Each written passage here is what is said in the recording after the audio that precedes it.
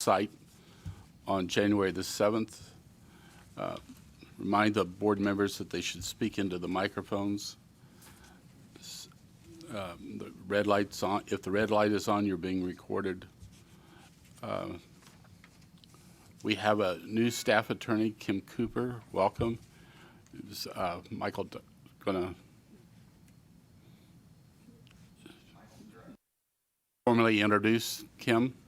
I'd love to. Some few of you may actually remember me. I served as the attorney for this board about 6 years ago for about a year until Mark figured out a way to get rid of me and send me on to the contractors board. I'm now the deputy general counsel for regulatory boards, and wanted to come down here and you know, you all know recently Mr. Chris Whitaker left our department, and while that was a loss, it's my pleasure to introduce you all to Kim Cooper, who brings with her a wealth of experience in the legal world, including several years in criminal prosecution, and I think she'll do a great job for you. And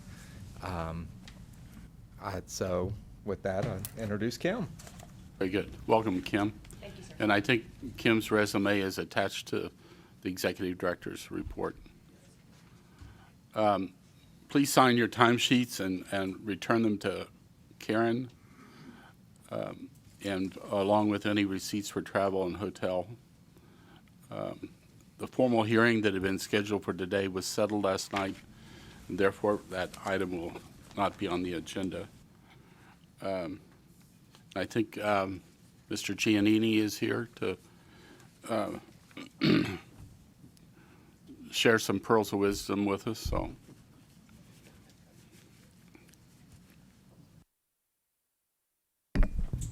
Good morning, welcome, Chairman, welcome, Bill. Board.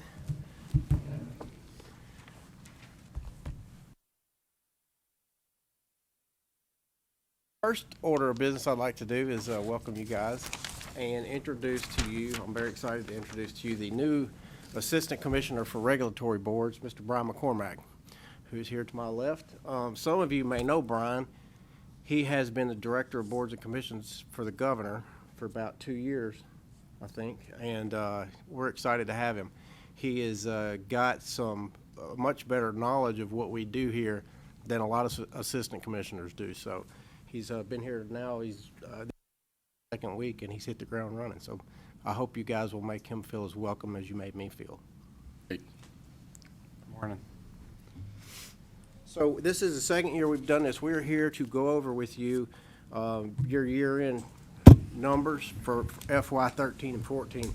You guys should have a copy of that. If you do not, let me know. I think it's under So financial information. That is, the iPads have a document called Deputy Commissioner.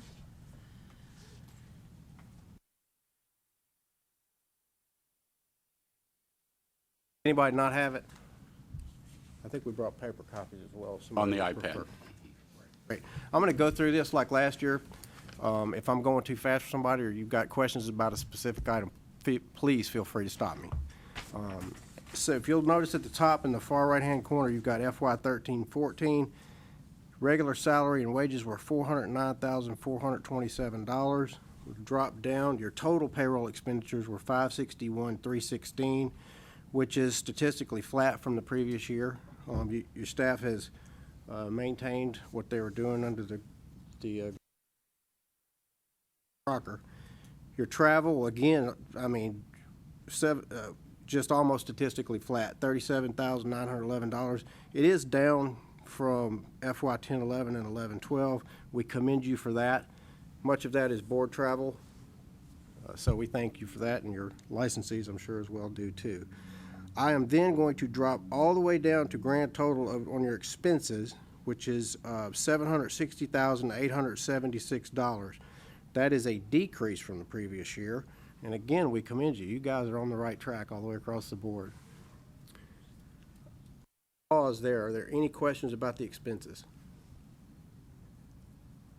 Great. All right. And then if you'll notice your cost backs, these are the expenses, your share of overhead, the commissioners, administrative offices and things like that, some of our shared resources that you guys pay. was $157,764. Again, a drop from the previous year. Your legal costs were $46,622. Total cost backs of $204,386, and total expenditures of $965,261. Again, a decrease.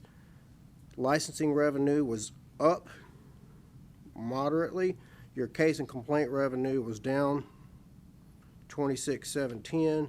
Your state regulatory fee of $86,900. Your net revenue was $1,073,883, leaving your fiscal year balance at $108,622. Added to your prior fiscal year reserve of $812,502, leaving that at $921,124. The second to the last line item is your core expense, which we discussed last year, is our new licensing system that we are very, very hopeful that will get implemented this year. And this accounts for about 75% of the accountancy board's portion of that cost, which is being shared across the division based on the number of licensees. And it's also being taken out of your reserves. It's not being taken out of your operating income for the year. So it's taken out of money that you've already put in your reserve balance. So that leaves your reserve balance after your core expense of $850,660. With that, I'll open the floor to questions. Any questions? We've seen versions of this that are in earlier drafts, so I appreciate your sharing the information, but are there Sure. any You guys are questions? doing a great job. You are, Don?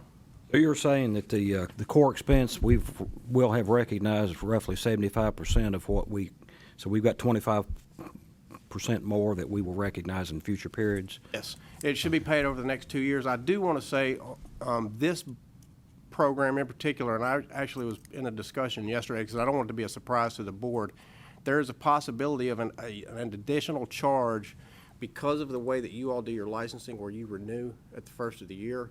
Unlike the rest of the programs, we're actually having to create a different piece for that because most of our programs license every 2 years based on the start date and a rolling date. So I don't want you to be surprised if there is some small additional charge, but it's my understanding from Director Crocker that the board wishes to continue with that process and to not change that. So if that is not the wishes of the board, this would be the time for us to know that because we are headlong into the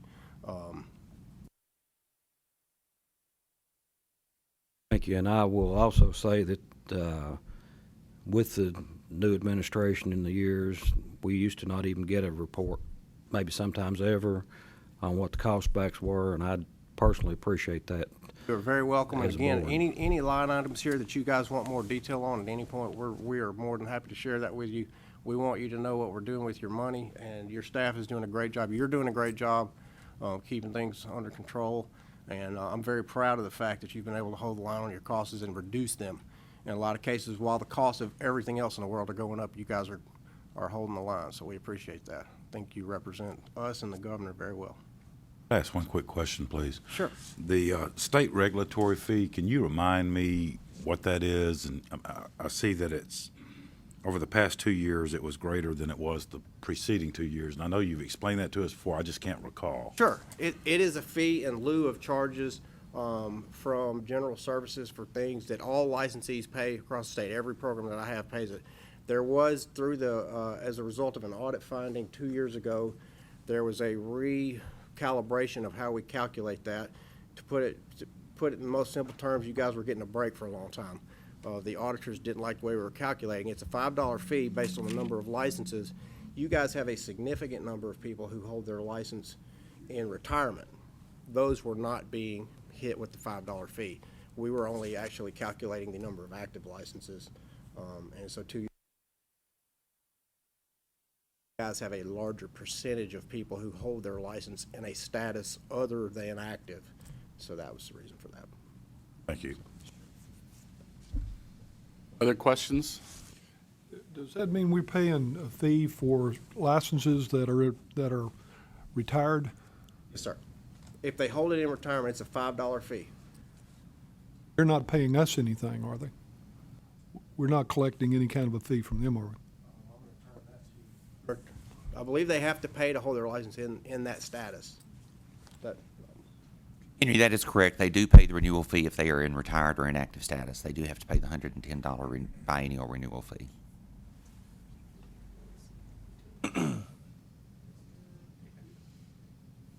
Mark, could you clarify that? It was my understanding if somebody was over 70, they could ask for a waiver of fees? If they are over 65, we recently changed that rule, Bill. If they are retired over 65, then yes, they can request a waiver of the fees. But that is a totally separate status from retired or inactive. And I think the ones that are being picked up are the ones that are in the retired or inactive status, the ones that are paying the biennial renewal fee.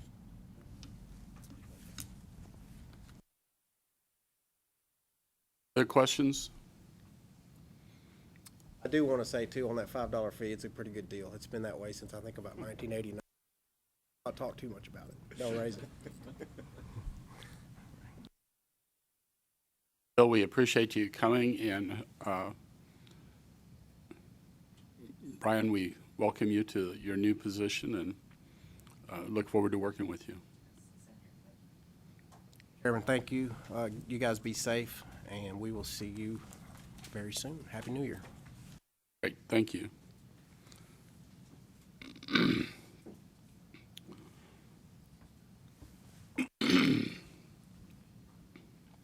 As always, we're going to follow Robert's Rules of Order. They're in the green folder before everybody is a conflict of interest statement that you need to sign. Previously, the minutes of the October 17th meeting have been distributed to the board. Are there any additions or corrections?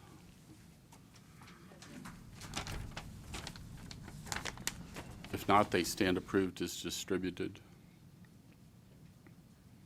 Mr. Chairman, if we can back up for just a minute, if we can have a motion and to adopt Robert's Rules of Order, I think that is something that we need to have on record. So moved. Second. All those in favor? Aye. Would anybody care to object to that? Vote no? No, the motion carries. Thank you, sir. Executive Director's report.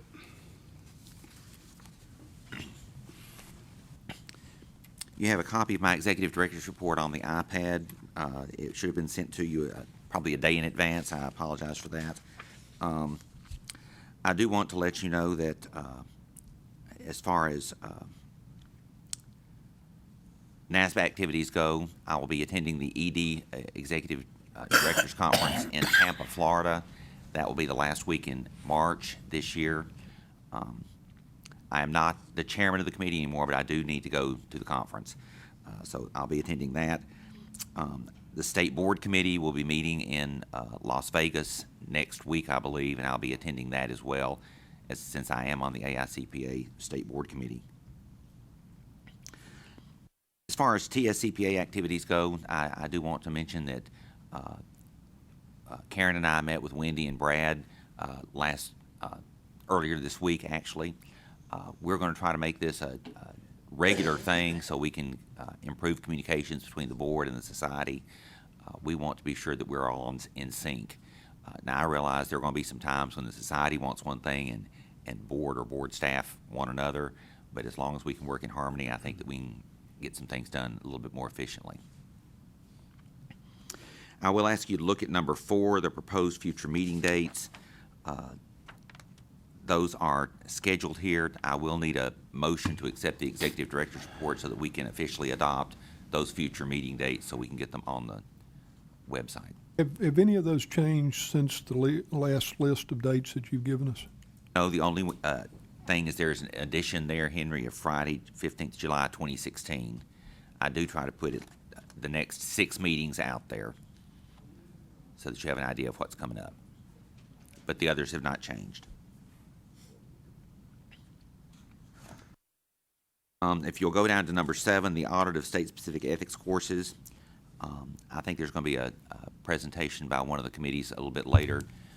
I had suggested auditing 20% of the CPE sponsors for state-specific ethics. I think that we are now deciding that perhaps we need to audit about 50%, just to be sure that we can ensure that we are getting a quality product delivered. So that will be changed. I don't think there's anything else here. I do want to mention that we've been notified that our sunset audit is pending. We are due to sunset June the 30th, 2016.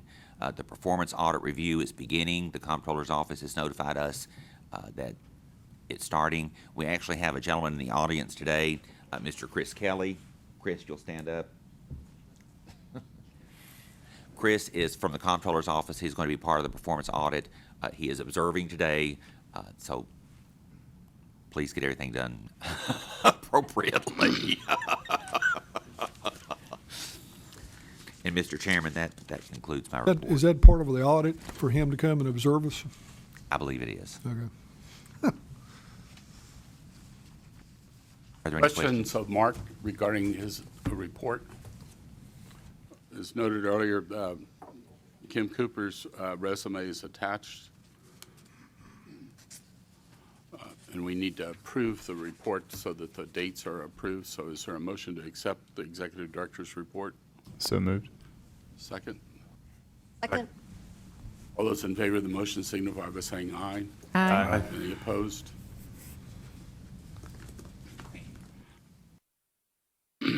Next item, excuse me. NASBA committee reports. Jennifer, on board effectiveness and legislative support. Thank you, Mr. Chairman. I'll be brief. The committee is actually called Legislative Support Committee. It dropped the beginning portion of that. And we do a lot, but I just want to be brief and update you on two things that I think you'll find of importance and maybe of interest. In the past, I've told you about the monitoring ability or on the website. With the legislature back in session, I wanted to remind you that if you go to the NASBA website, www.nasba.org, there's a box at the top called Member Center, and you click on that, and you go down, there's a box called Legislative Support, click on that, and then you go to Legislative Tracking, and up pops a nice map of the United States, and you can click on Tennessee. And then we'll pop up a list of bills that have actually been flagged by the program that's being used. And it's based on different parameters. It's designed to pick up legislation that could directly or maybe indirectly impact the profession or the regulation of the accounting profession.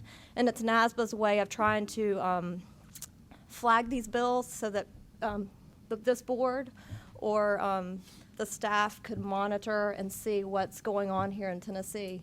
It's my understanding that if there's something probably of high importance that's maybe going to change the whole regulation of how we do business, that NASBA would probably reach out and contact Mark so that to make sure we're aware of it. But it's an interesting thing, and it's easy for you just to go click. Right now, I went last night, and there are 2 bills that have been flagged. Nothing of importance so far, with the session just starting a couple days ago. One was just to designate March 2015 as a month to honor, I think it's the Certified Governmental Financial Accountants, to honor them. And then another one was actually to set up a program to get to train workers to go into the construction industry. I think that one was picked up because it had the word account or accounting. I think that it's designed too that NASBA goes back in and looks at these and sometimes filters out bills like that. They probably haven't had a chance to go in and with everything starting. So that bill probably will be deleted from the system. So that's one thing. It's a great service, and I would encourage you to spend some time in your free time during the next couple of months if you want to look at it. It's probably of good use for the staff. And also just so that you know, I mean, NASBA is collaborating with various organizations like the state societies, the AICPA, and working with their legislative groups to make sure everybody's aware of what everybody's kind of tagging of bills, both federally and at the state level, of importance, so that everybody can work together and kind of, I guess, send out their grassroots efforts. And that leads to the second piece. This year, the committee is going to be implementing the Key Person Contact Program. And that's really a grassroots effort. It's so that NASBA can identify its members that have relationships. They could be personal, they could be professional, they could be a relationship with a staff member of a legislator.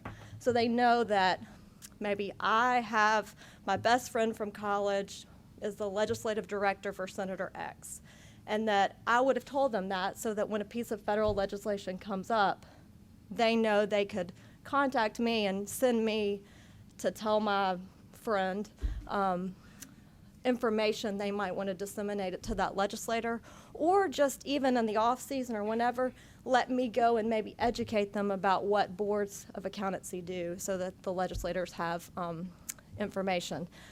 They sent out an email. Everybody should have gotten one. I think it was on December 9th, so you might have missed it. It was asking you if you're interested in participating in the program to fill out the form. It's an easy form, and you just identify anybody at the executive, legislative level that you know, both state, and it could be Tennessee, it could be Alabama, it could be Nevada, or in the federal level, for you to fill out that. You can also put down, like I said, if you know some staff member or if you're friends with a senator's wife, you know, that kind of information too would be important. You can fill that in and submit it to NASBA, and they'll keep that and then contact you when anything comes up. They're going to be sending out another email, since that December email might have gotten caught up in your holiday good wishes. So I encourage you, if you're interested, to think about participating, and if you have any more questions, I'd be happy to answer them or give you other information as the time develops. Thank you very much. Questions of Jennifer? Thank you. Mark, as part of your report, I bring to the board's attention that you're now forwarding to the board your monthly report. And I think that's very helpful for the board members to understand what's going on a monthly basis. Have we gotten December yet? No, sir. You had asked for some clarification and some footnotes, and I have not had a chance to do that yet. You will get that next week. Very good, thanks. We do not have a formal hearing, so can we proceed with the agenda even though? Yes, sir. Okay. So the first committee report is Law and Rules. Charlene? Our committee met to review the policy statements, and everyone should have a copy of the policy statements with changes. Our recommendation to the board was that we accept the changes that have been made. We added a couple, and they have already also been made. I think, thanks again, Karen, for doing that overnight and getting it back to us. I think I went through and checked everything, that the changes. The only thing I see that still is that Appendix A is in here, but our recommendation is that it be omitted for public information when this is posted on the web. So that was our recommendation to the board. Are there? Yesterday, I pointed out that there was a question of whether we need these policies, but really clarification of our law and rules, and the staff indicated that they found them very useful and helpful. And if the board reaffirms their approval of these, then it's also agreed that they'll be put on the website so all members can have access to them. So. And kept updated. Yeah. Right. So you're moving approval? I'm moving that we approve this, that we keep it updated and for posted on the web without Appendix A. Second? Okay. Second. What is the reason for deleting Appendix A? Because it's a guideline rather than specific information, and I think we just feel like it would be a little misleading. And I think the rules address, don't our rules book actually addresses, there's something in there that actually states what our actual penalties are per occurrence or Maximum. or max, or, right? Correct. There's a rule that says it's $1,000 per day per violation, and each continuing day of violation can be considered an additional violation. So, you've got that massive rule out there. For example, if you put a bad audit out on the street and we don't catch it for a year, then you're looking at a $365,000 penalty, potentially. So these are just guidelines. The rules are a little bit more specific, and we prefer not to have these published.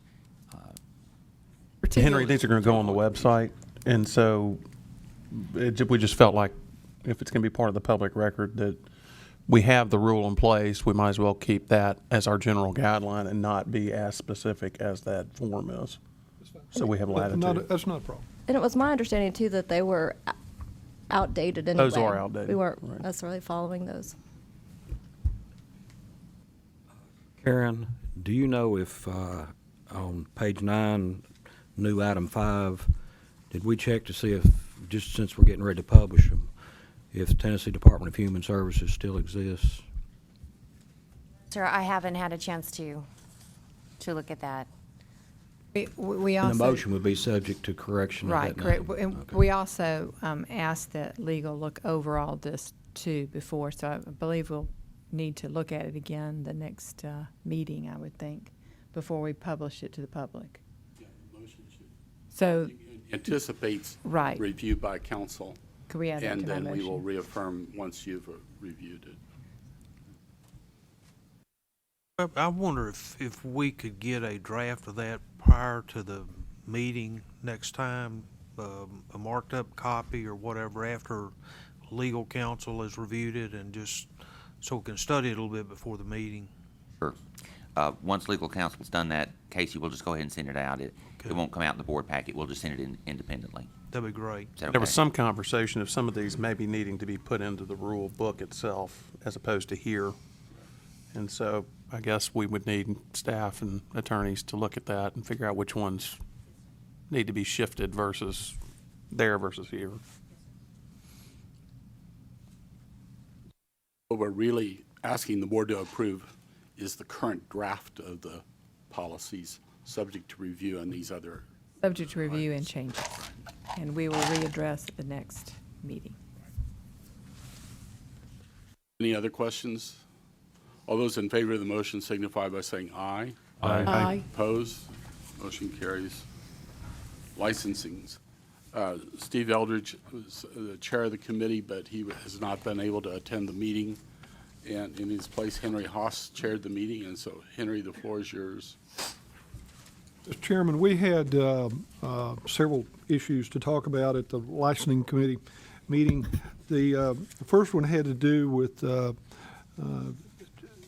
firm names. We've been talking about fictitious names for several meetings now. Each one of you all should have some materials in front of you. One of them is a white paper that was developed by the AICPA and NASBA concerning firm names. And then the second one is it's a piece of paper, starts out with Arkansas on the front of it, and it identifies in each state, these are surrounding states in the southeast, what their position is on firm names and what they're doing about it. We had at this meeting, we had several, I guess you'd say CPAs came forward requesting that their firm name be approved. With the exception of one, we have tabled. We request the board table all the other requests until everybody on the board's had an opportunity to review these two documents and develop some understanding what they're saying and what they mean, and then in the meantime come back at our April meeting and have a further discussion about them. The one that was approved was a request that was made by Craft CPAs, and they have set up an entity called Craft CPAs Turnaround and Restructuring Group, LLC. Is that right? PLLC? Yeah, I need to inform the board that I have to recuse myself from if there's going to be any vote on this. Okay. The committee did recommend that particular request for approval to the board, but all the others we want to table until our next meeting. You want to move approval of that one? Yes, I'd like to make a motion to approve the name Craft CPAs Turnaround and Restructuring Group. I believe it's LLC, PLLC. I'd like to second that. Further discussion? All those in favor of the motion signify by saying aye. Aye. Opposed? Motion carries. Mr. Chairman, we also had a review of CPA applications, and we had several of those that we wanted we discussed. Also, if I could interrupt for just a minute, let's go back to the firm names for just a minute. You have Mr. Jonathan Fott in the audience. He is one of the firm names that you're tabling.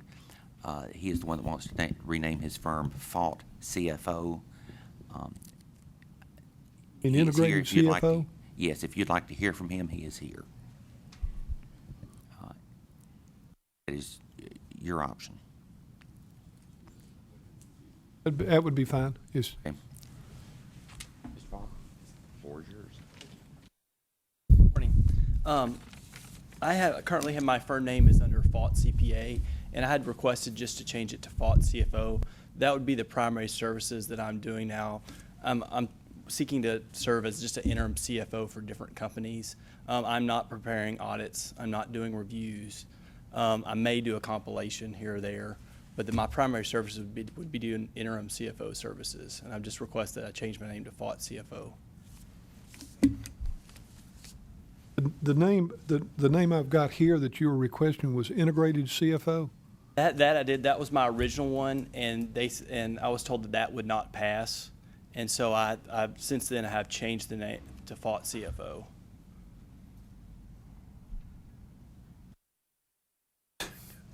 From what we were talking about. I said that kind of changes everything that we were talking about. In fact, he's using his name in the firm. A whole different application. Mark, do you have that application, or do we have that? You should have a copy of the emails, correspondence that we had.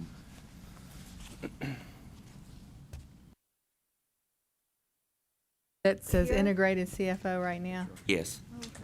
I believe that's how it's in the iPad. At the bottom of the front page, first page, it talks about Fott's CFO.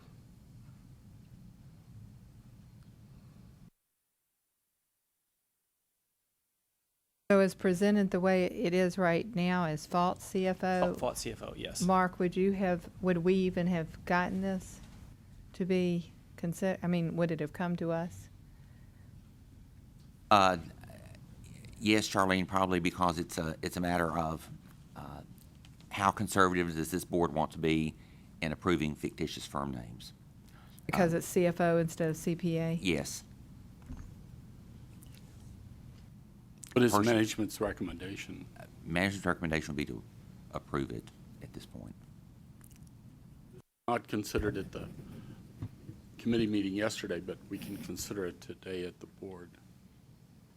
I have a technical question. Is there an application that has to be filled out, or is this paperwork here that we have on our iPad good enough?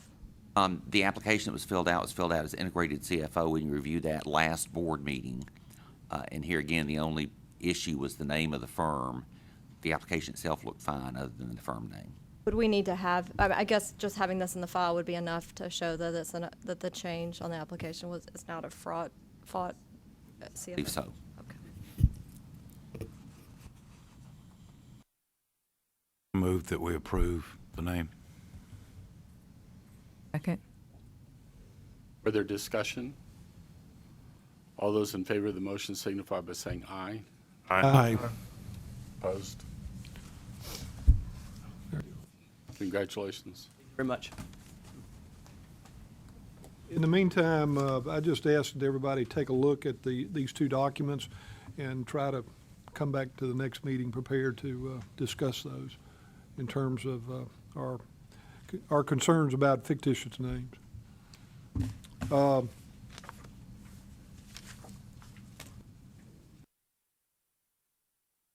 We had several issues come up concerning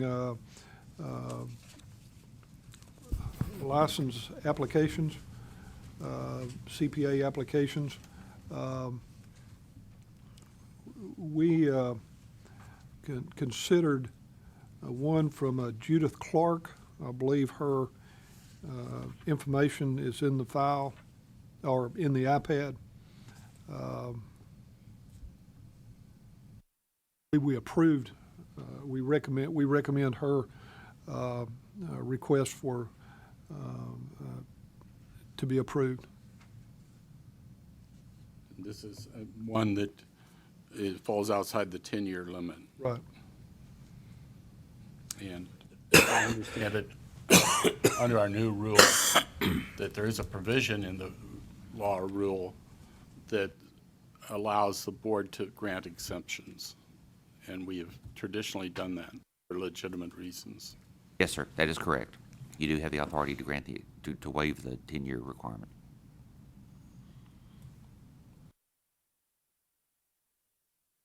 You want to take them one at a time, or you want? No, go ahead and, We've got- because we've they're got, all together. We've got a couple of others. Suzanne Altman.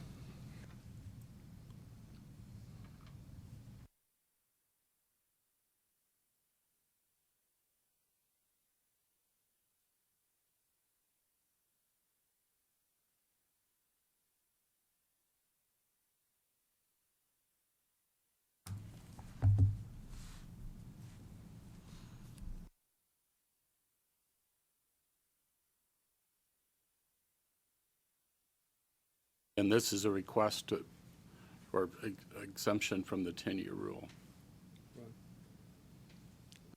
The committee concurred on recommending to the board that this be approved. Are we doing these together? Yes. Okay.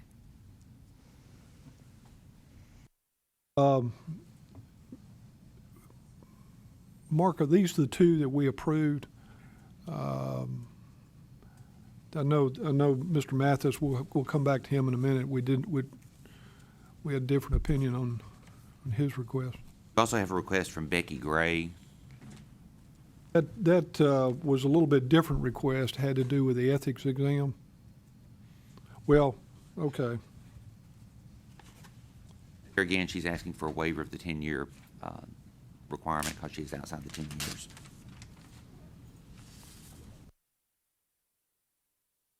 And she's now, as I understand it, she's now taken and passed the ethics exam. Yes, that is correct. We received notification earlier this week. Chairman, we've got 3 individuals that have made requests for waiver, Becky Gray, Judith Clark, and Suzanne Altman. We recommend all of these for approval. Second. Further discussion? All those in favor of the motion signify by saying aye. Aye. Opposed? Okay. We had a final one from Eric Mathis.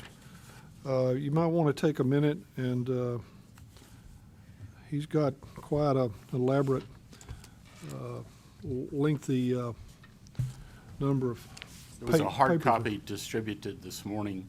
Is that on the iPad? No. So the board needs to refer, in addition to the material that was sent ahead of time, this is an additional packet of material of information regarding his request. A lot of Josh? those documents are duplicates, but he did submit those to us, so we wanted to show you that as of the date on the top of the letter, I believe the 12th of January. Is the new document the one dated the 12th of January, the one Yes, on the sir. front? The hard copy, that's new, not in the iPad. But a lot of the exhibits within the document are duplicates. They're already in the iPad, and you've already seen most of them.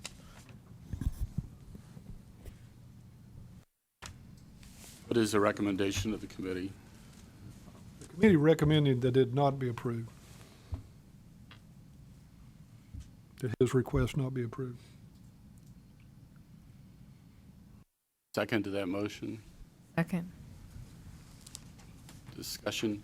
There was a question whether Mr. Mathis would be here in person.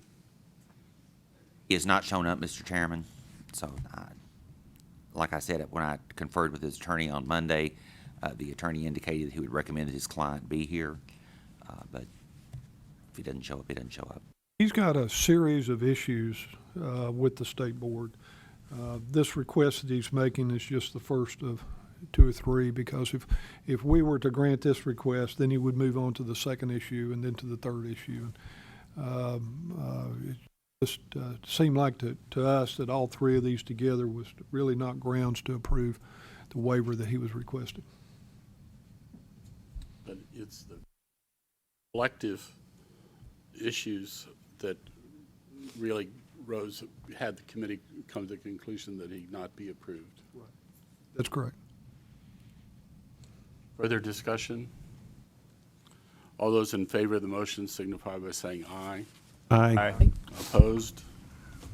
So Motion passes. his request is denied. We had a couple of issues that I think the staff was asking us to discuss, give them some guidance about where we were headed on these issues. One had to do with the discussion about state-specific ethics and what direction I think we want to try to go in.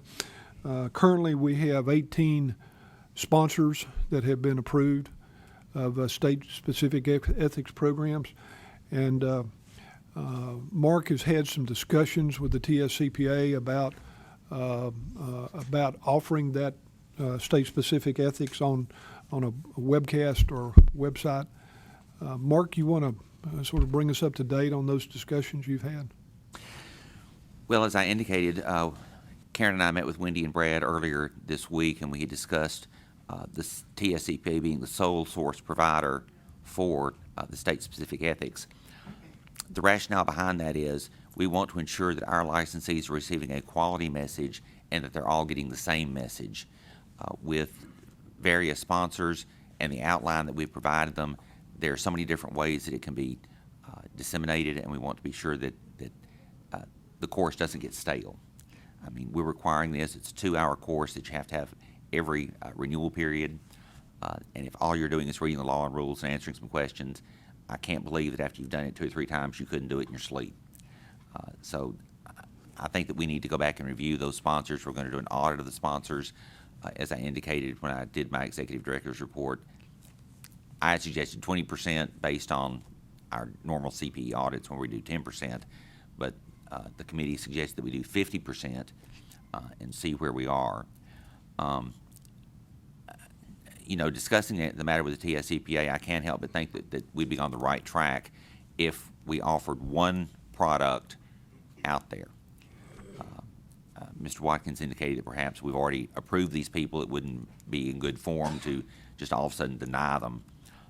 And I agree with that. Perhaps the market will make the adjustment, and if the TSCPA can make this a cost-effective alternative for the CPAs, it's a quality product, and it's offered 24/7. I think that it would be something that the licensees would pick up on and use. Thing is that licensees would opt for the TSCPA version, and we aren't withdrawing the approval of the others, but let the market decide which one is the best. Yes, sir. And here again, we're going to do that audit of the CPE sponsors. There could be some issues that we come across which would result in the board denying their ability to continue to offer the program. We just don't know yet. I do have a couple of questions of Wendy, I guess. Can we? Okay. Or Brad. Or Brad, yeah. But when we looked at this, before, I think there were, if I recall, the question was if we, moving forward, if we don't approve anyone new, then that was going to be okay. We didn't have to eliminate anyone already approved. Is that still, does that still stand? Because I know there's an investment for the TSCPA in terms of doing this. Actually, we envision this as being really a 3-way collaboration to create what we would consider the gold standard. We see it as precise information that really shouldn't be open to interpretation. We got laws and rules here, and there's a way you can build ethics presentations that will create a better learning environment. But we've got 20 different versions out there, and NASBA has been funded by the Big Four to the tune, I understand, about $250,000 to create resources for such courses.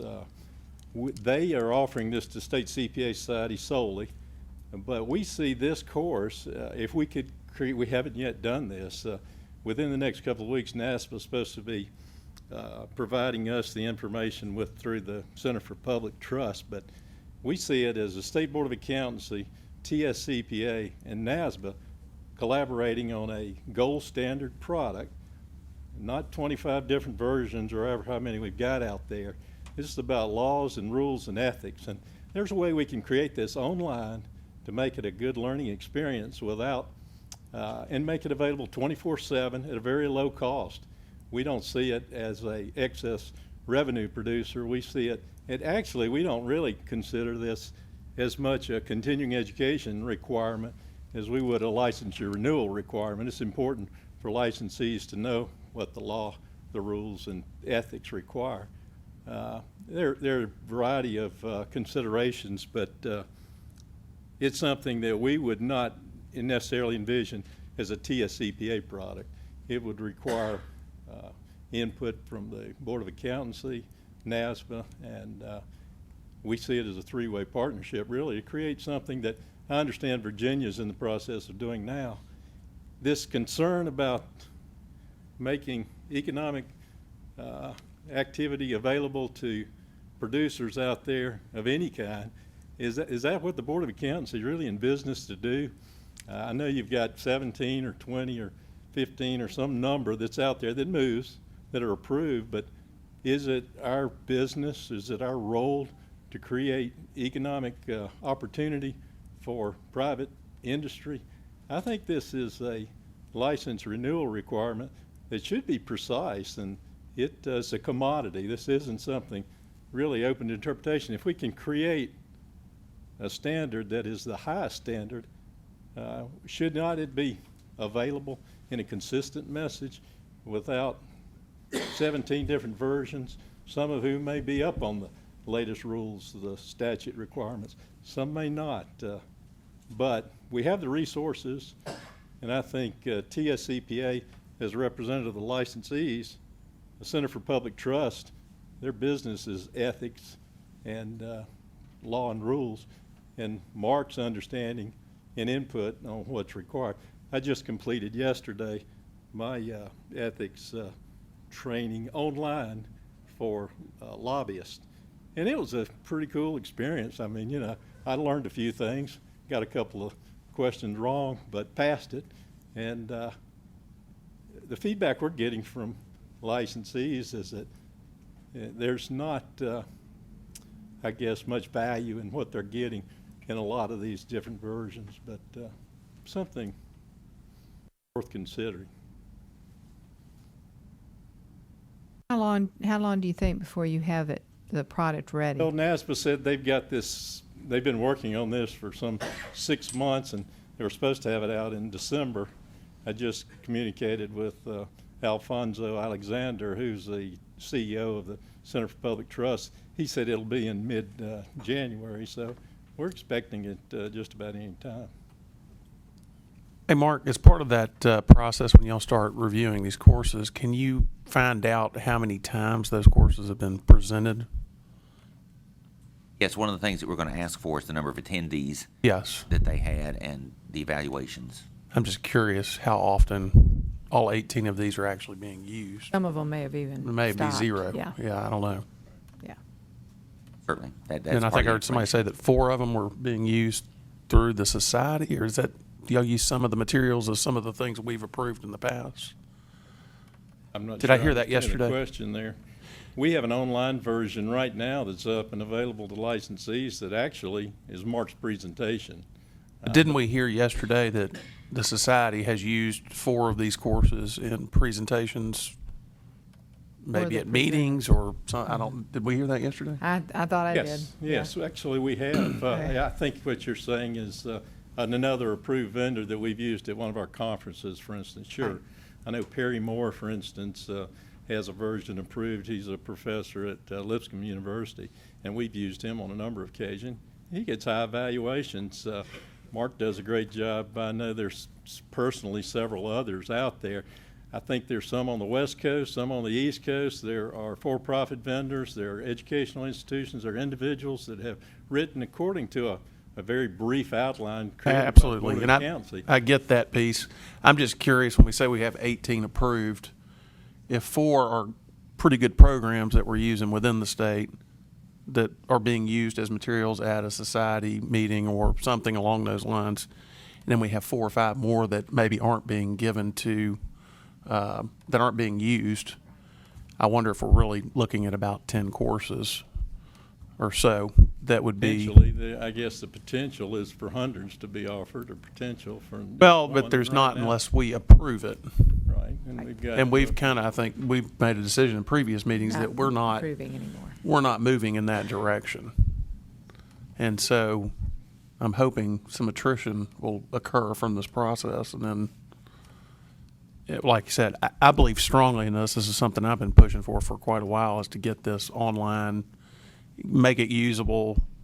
I said the board is always in the best position to push down the ethics training, because we sit here and we hear the problems and the issues that we're seeing, and we put the rules out. So I'm all for this. I worry about yanking someone's previously approved program just from the standpoint of it looks like a reversal of a decision we've previously That made. decision was made, how many years ago?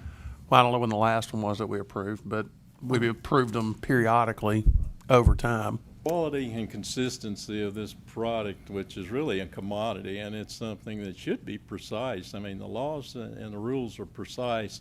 There are different ways you can communicate the code of professional conduct and ethical situations. We envision case studies, some multiple choice, some live interactive video online, but being available online 24/7 if you want to take it at 10 at night or 2 in the morning.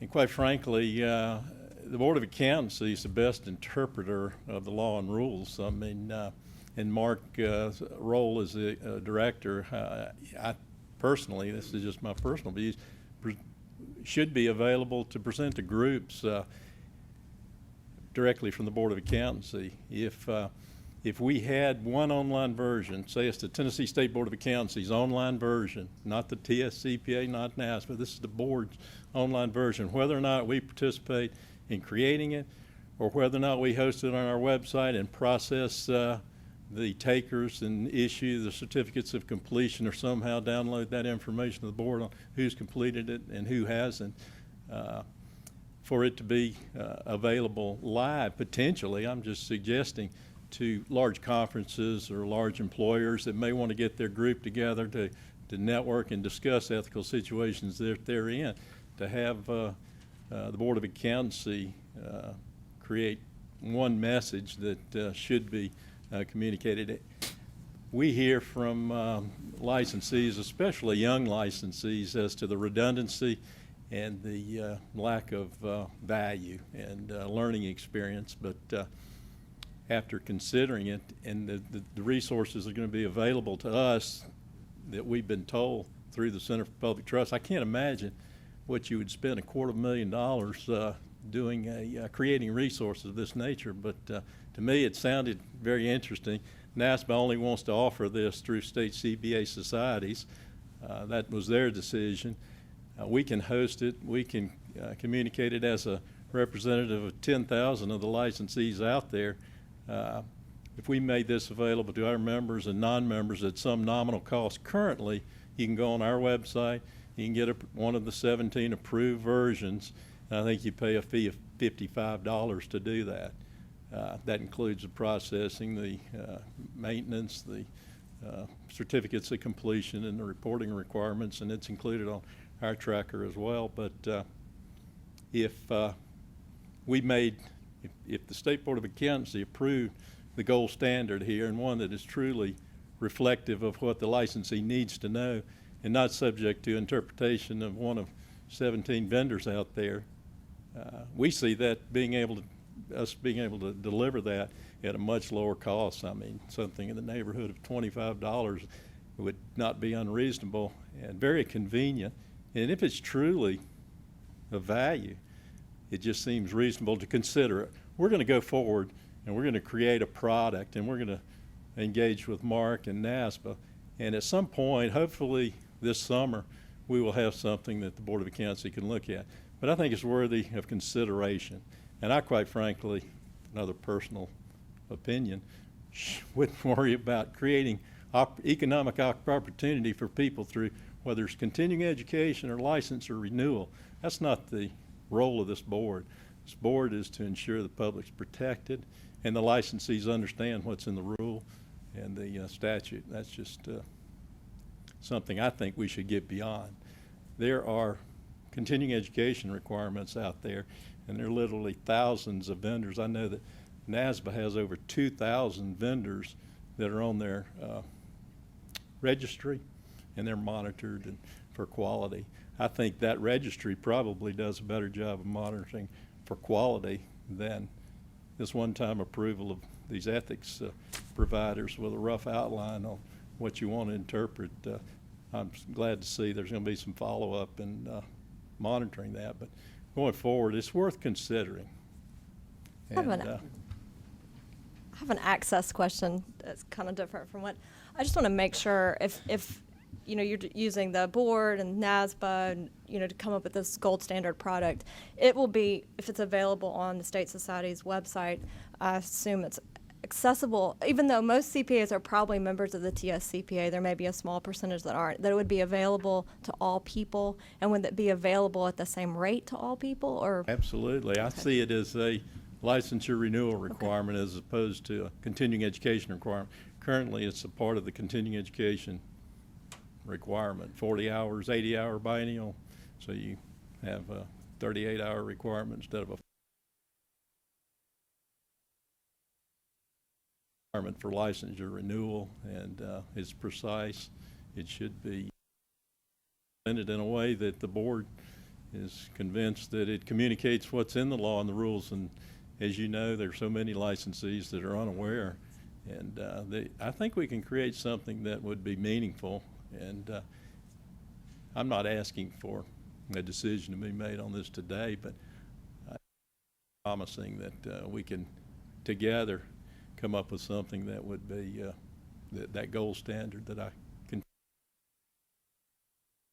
Mr. Chairman, I don't know if we're in a position today to make a commitment on this, but I certainly think it's the right direction for us to go in, and I would personally encourage Mark to continue heading in that direction.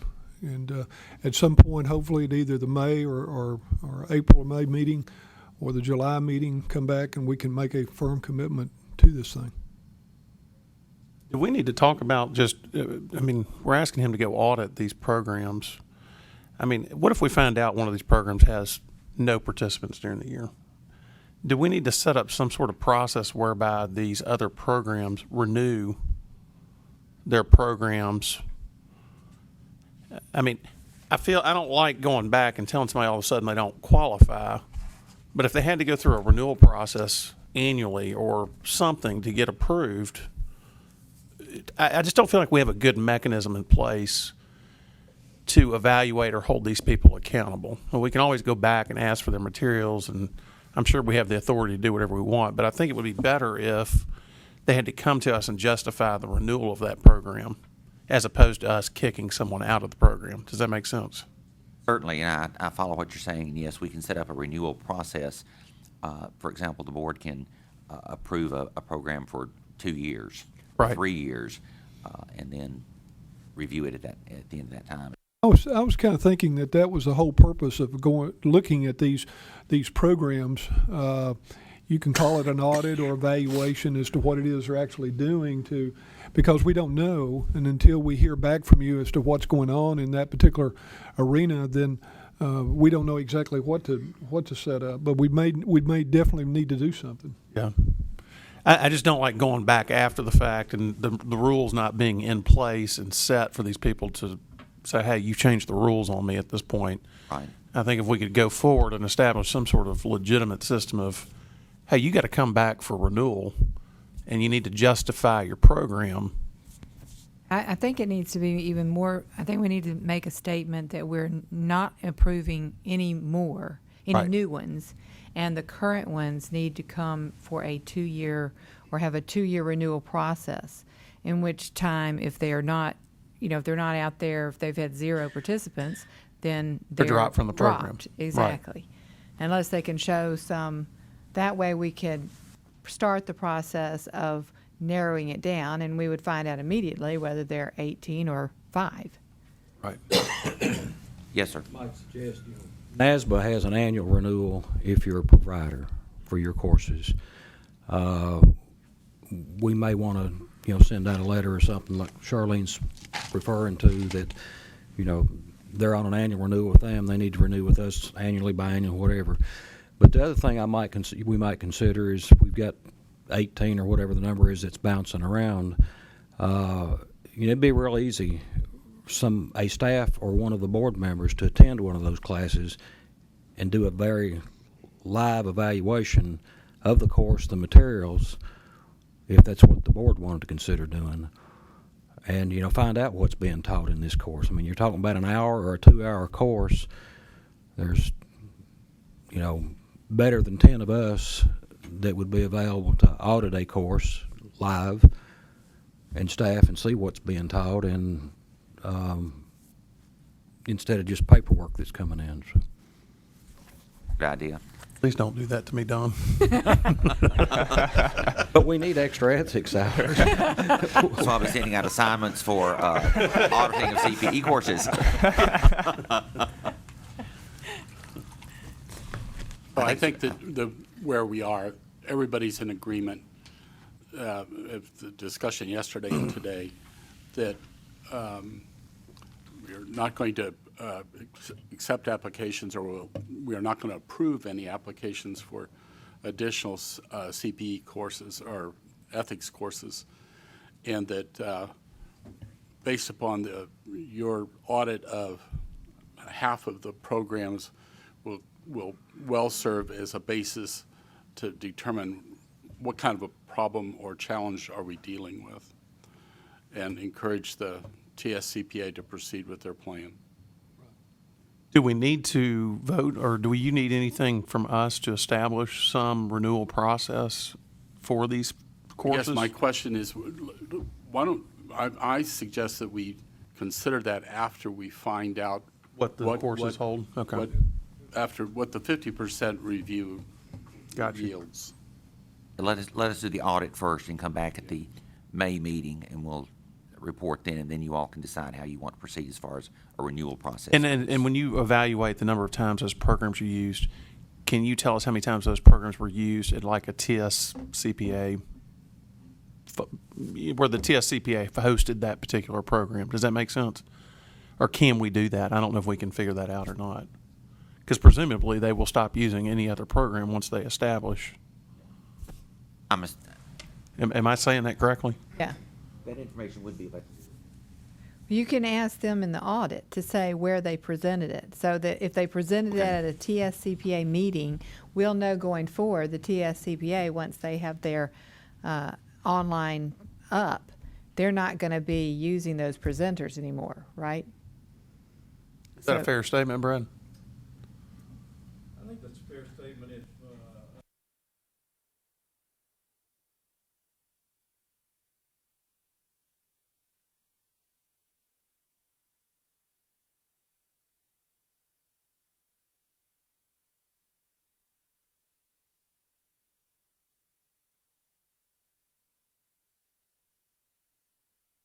I think what we're saying is that if you have this other program available, that you would presumably stop using those vendors and push the joint product. Is that an accurate statement? Well, I guess my only question is, the other program, as I understand it, is solely online. Is that correct? yeah, it'll be solely online. So will there be a live alternative? That would be my personal opinion. I haven't talked with others about.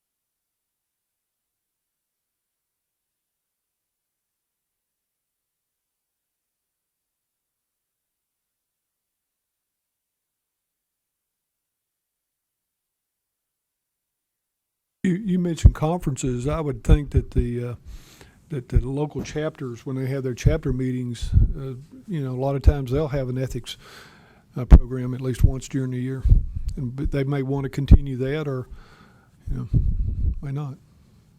I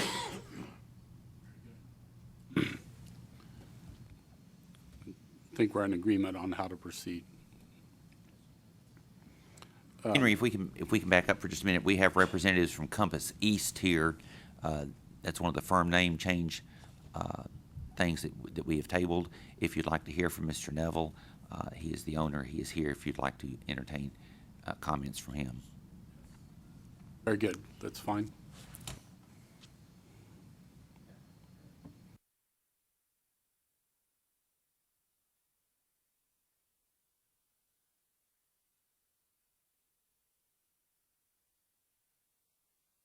Morning, my name is Dan McCarthy with Compass East Financial, where I'm the Chief Operational Strategist. In response to the warning on 8/27/14 regarding name change from the Borough Group LLC to Compass East Financial LLC, we're asking the board to approve that name change today. And then in addition, Compass East Financial LLC is before the board to request use of the assumed name Compass East. Our opinion is that the names Compass East and Compass East Financial LLC are so similar that they'll not be misleading to the public. And we are asking the board to waive the requirement that a firm have one fictitious name in this particular situation, which would allow Compass East Financial LLC to operate under the assumed name Compass East. And thank you very much for your time, and we're open to any questions regarding those. Chairman, can I go on the record as saying I'm going to have to recuse myself from this conversation? Questions of Mr. Neville?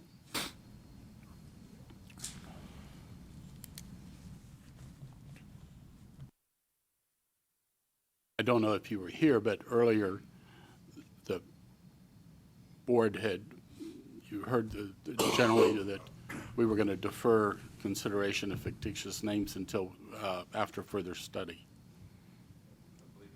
Walker was looking for resolution, that's why he just asked us to speak, but we're happy to do as the board asks.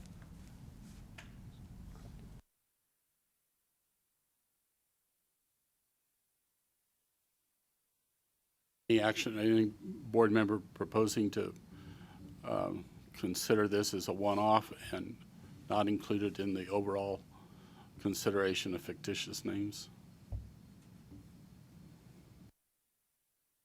I think we stand with the current position is that we're going to evaluate this and consider it further at the next meeting. But appreciate you coming. Thank you. Thank you all. Mark, behind you. Is this Mr. Mathis? Yes, sir. And Mr. Leathers has accompanied him. We considered that application earlier in this meeting, and it was rejected. But, yeah, that's fine if you would like to go ahead and ask us make a presentation to discuss why we might reconsider it. Office, as you're aware, my name is Rowan Leathers. I represent Mr. Mathis. The request which we had put before the board was simply to request that the board exercise its discretion and initially allow Mr. Mathis's CPA exam scores to be considered, even though the first passing grade which he received, for which he has been able to get credit, was more than 10 years prior to his application. Our request was that we had good cause to request the board exercise its discretion and would ask the board to do that. That was the first request. And what Mr. Mathis was here today to address was what would be the good cause we would suggest exists for that. If you would entertain Mr. Mathis providing his good cause, certainly we're willing to present that. Yes. We will go ahead and be glad to hear from Mr. Mathis. very short presentation, but I think he's very interested in making that presentation. Mr. Les, you said first request, what is, that implies there's a second request or? Well, it would depend upon what questions this board has. It's my understanding there are issues beyond just simply the request for the board to exercise its discretion in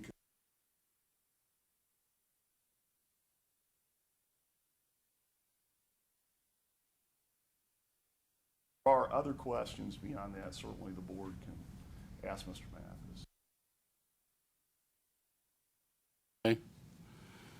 I don't mean to speak cryptically, but I've had a number of discussions with Mr. Crocker about the issue and don't want to get ahead of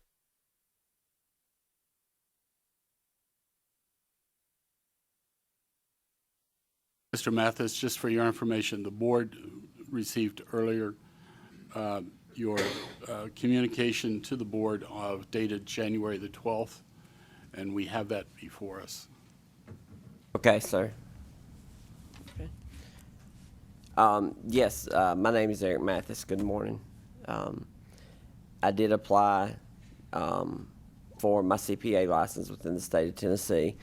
I believe that I had good cause for the 10-year requirement to for the board to consider going ahead and granting me a license, even though I did pass the first part over 10 years ago. I will say that the reason I passed the part over 10 years ago, the reason that I didn't get licensed before and a lot of that was come up is I had some issues with substance abuse problem. I've done a lot of work since that. I worked very hard, to pass the CPA exam. And I had a lot of problems with addiction, for which I went to treatment for.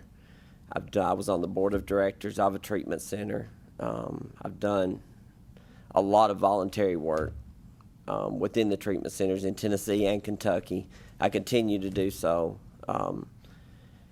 At the same time, a couple of things. The first part I passed a long time ago, but I was so motivated to pass the CPA exam and to get my CPA license that certain things, such as when I was locked up for what I had done regarding my substance abuse, I got a 3-day furlough from prison to go and take the CPA exam and pass the CPA exam from prison.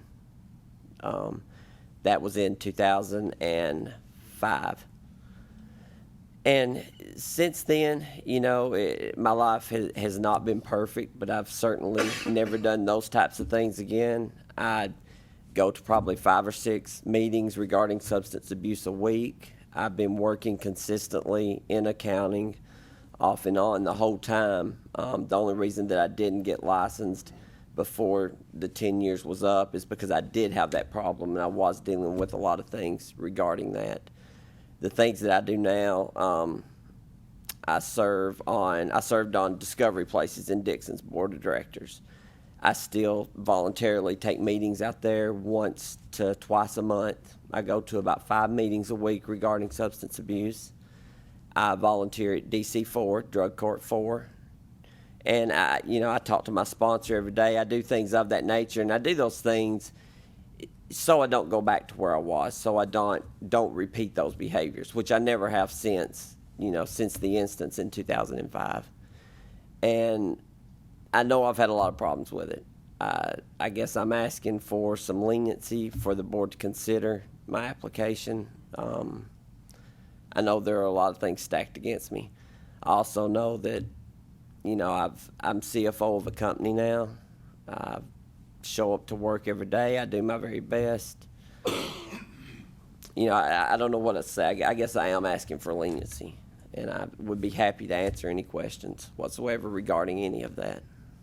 Question I would have is, in the material that we've been provided, there are indications that on numerous occasions you have held yourself out as a certified public accountant when you have not been licensed. Okay, can I see that material, or I don't know how to respond to it without seeing the material. There, in my addiction, when I was struggling with that, there's that possibility, I'm sure. I didn't knowingly do it. I didn't intend to ever sign a tax return or ever do anything like that. I know when I first applied for my license, when I was meeting and speaking with Mr. Leathers, I had an email that said CPA. And Mr. Leathers immediately told me, you know, you need to get rid of that email. That could be misconstruing, which I immediately deleted. My employer currently, I told them before I ever took the job, I said, I've taken the CPA exam, but I am not a licensed CPA. I have not attained a license. So if I can see those letters, I'll be happy to respond to them, but they One are. of these was a resume. I'm One was a sorry? resume that was presumably used to obtain a job. Any idea? I mean, the last time I sent a resume is when I was up in Kentucky, so that would have been during the time that I was using. I'm not saying it did or didn't happen. I'm sure it probably did, and that's a grave mistake. Maybe yeah. I don't know what to say on that. I tried to be very, very careful not to sign any tax returns or do anything like that. It is a much more serious issue than what I thought it was. But I definitely made some mistakes regarding that, along with my addiction and other things.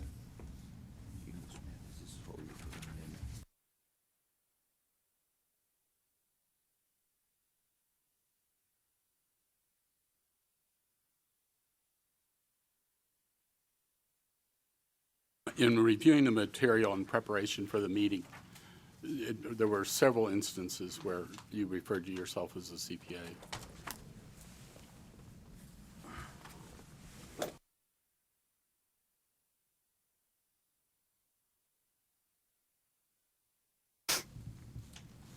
This is as recently as October the 29th, 2014. Eric V. Mathis, Certified Public Accountant, P.O. Box 156, Liberty, Tennessee.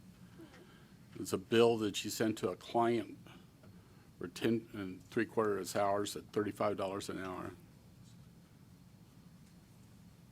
Okay. Manit International is the company that I currently work for as their chief financial officer. And either partner of that, as a matter of fact, I think one of the board's investigators called them at one point, and they clearly told him that I never told them that I was a CPA and I didn't hold myself out. I'm not saying that I didn't do this. I obviously did, and that's a mistake. I should not have done that. I did tell them way before they hired me, and have told them repeatedly, and they know, and they will be more than happy to testify to that or to talk to the board regarding that, that I never told them I was a CPA. Have letterhead or something printed so that you can send a bill that has Certified Public Accountant on it. I mean, that right there came out of a Word document. That's where that came from. But you created the Word document. Thank you.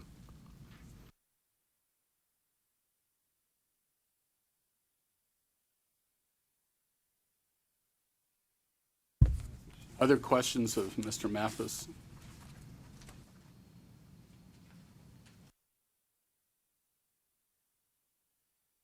Others, do you have anything further? No, Mr. Coloffice. Sir, my employer is here now. Can he speak to this invoice at all?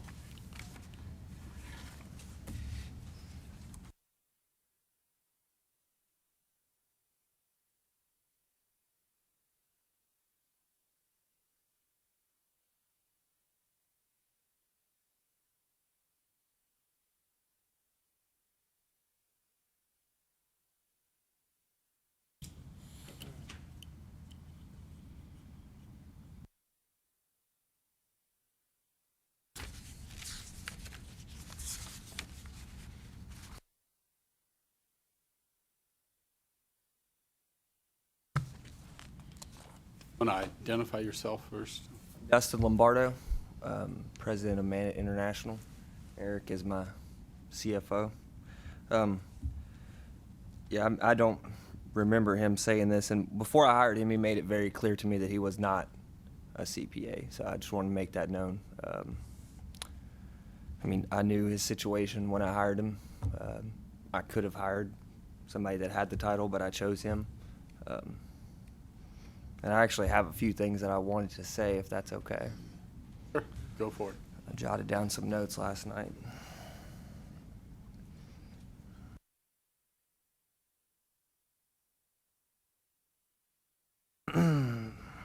Basically,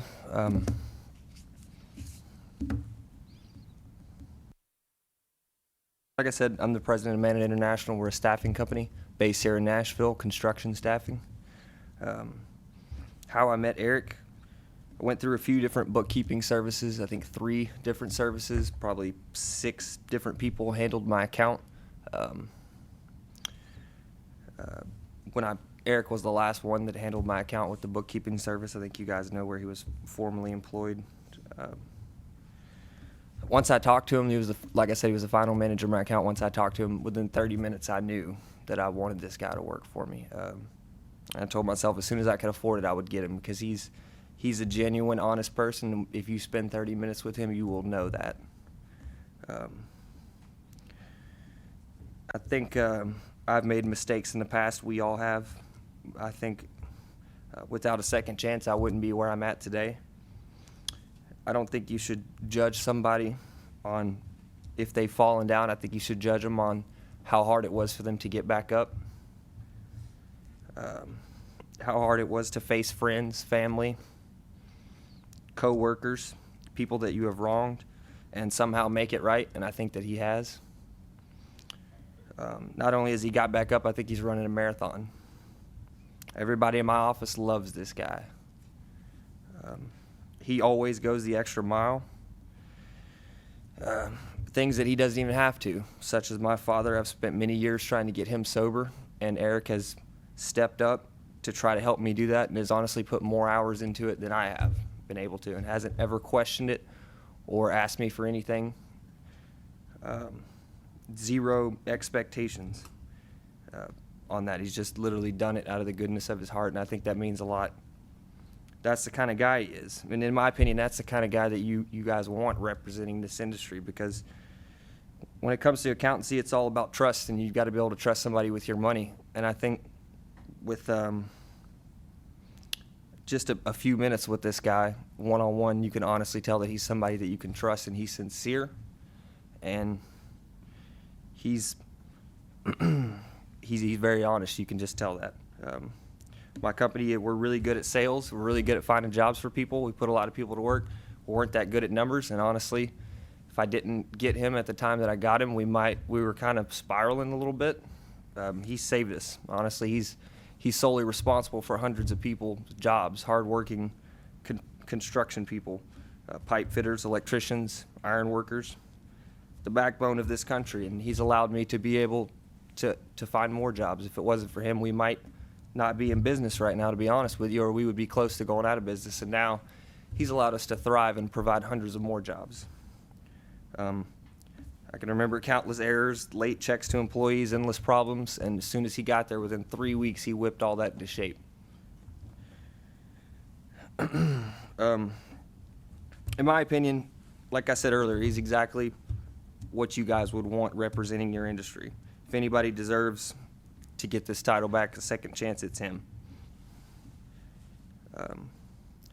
I'm willing to stand here and put my name on the line and tell you that you will be doing a disservice to the accounting industry if you do not give him this back. Because I think it's easy for anybody to make it once, but it's a whole lot harder to fall down, get back up, and make it again. And I think that he has. And that's what I wanted to say. Very good. I appreciate your comments.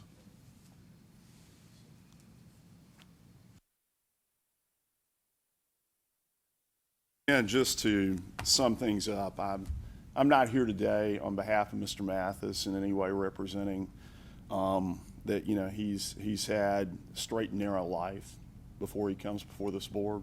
Been many, many different issues, but the first issue, and again,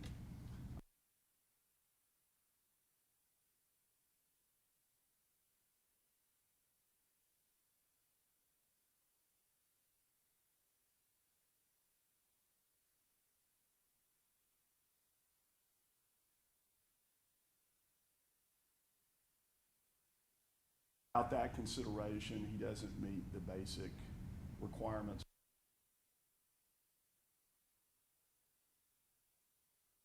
Mathis would submit that his issues with substance abuse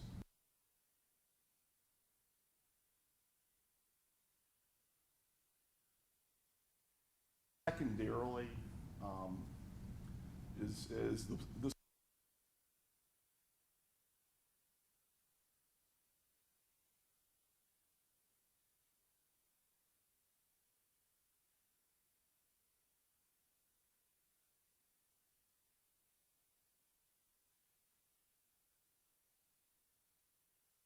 Mathis has 2 felony convictions, both arising in the early 2000s as a result of his substance abuse.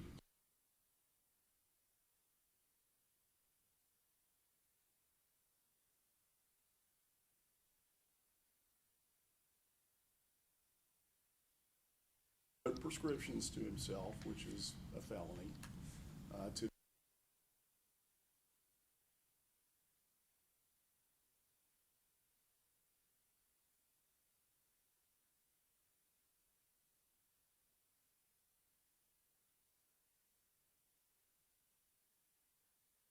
second felony conviction for which he pled guilty. He was incarcerated.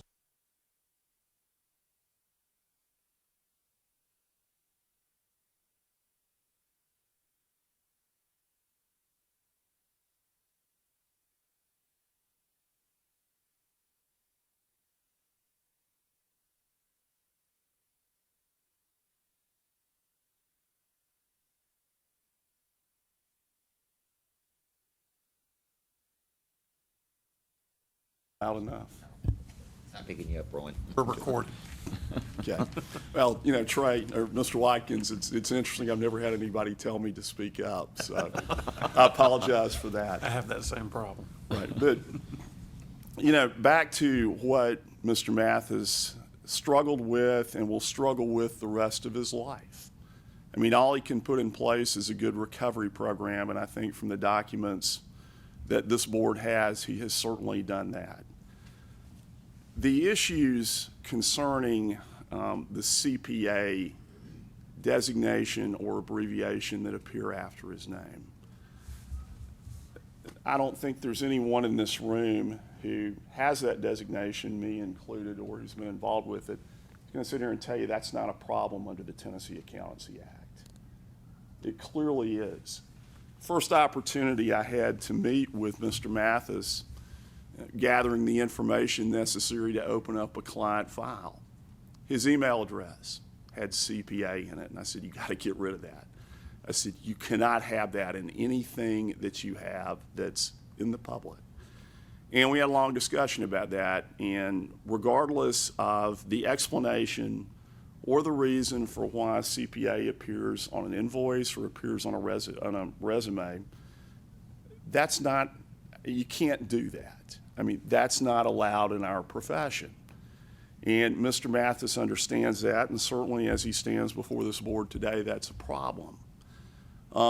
It's a problem that if he has a track record going forward of understanding what the obligations a CPA would possess, and in living by those, certainly he can demonstrate he understands the significance and the severity of the rules and the law to which we're all subject. So what I would ask this board to do, if it's not necessarily inclined to give him positive consideration today, don't slam the door on Mr. Mathis. He's worked hard and worked hard for almost a 20-year period to get to where he is today in terms of his education, the portions of the exam that he's passed, what he's trying to do with his life. Give him a chance, whether it's today or whether it's down the road, but don't slam the door on Mr. Mathis. Thanks. Questions by the board? I have a question. I'm just curious, Mr. Mathis. Be honest with you, I'm as bothered by you holding yourself out as a CPA as anything. What is your, I mean, a minute ago we referred to your resume and you said that's why you were using. That was subsequent to your incarceration, it appears. Is that correct? 'Cause you, Yes, sir.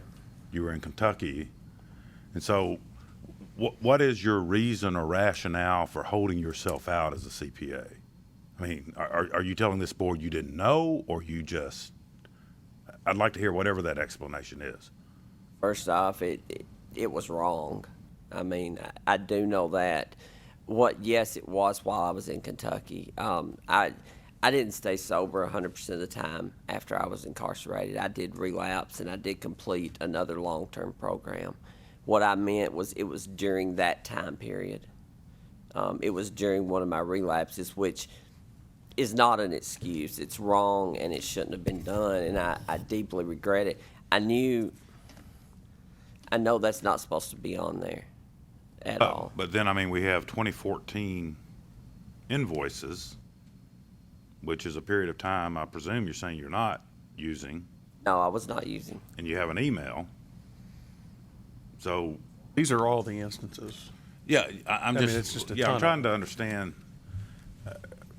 So I understand at first you said, well, I used CPA because I was still using, but in 2014 we've got evidence you're still using CPA, and if I understand correctly, you're not using now. Is that a fair statement, or? That's correct. No, I'm not using So drugs why were you at all continuing to anymore. use CPA in 2014?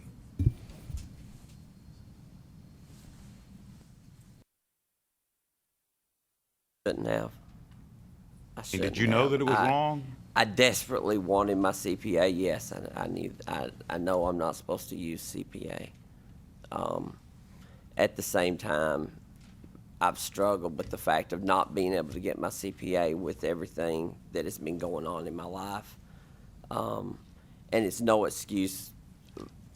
There's no excuse for it. The resumes and stuff were created when I was in Kentucky.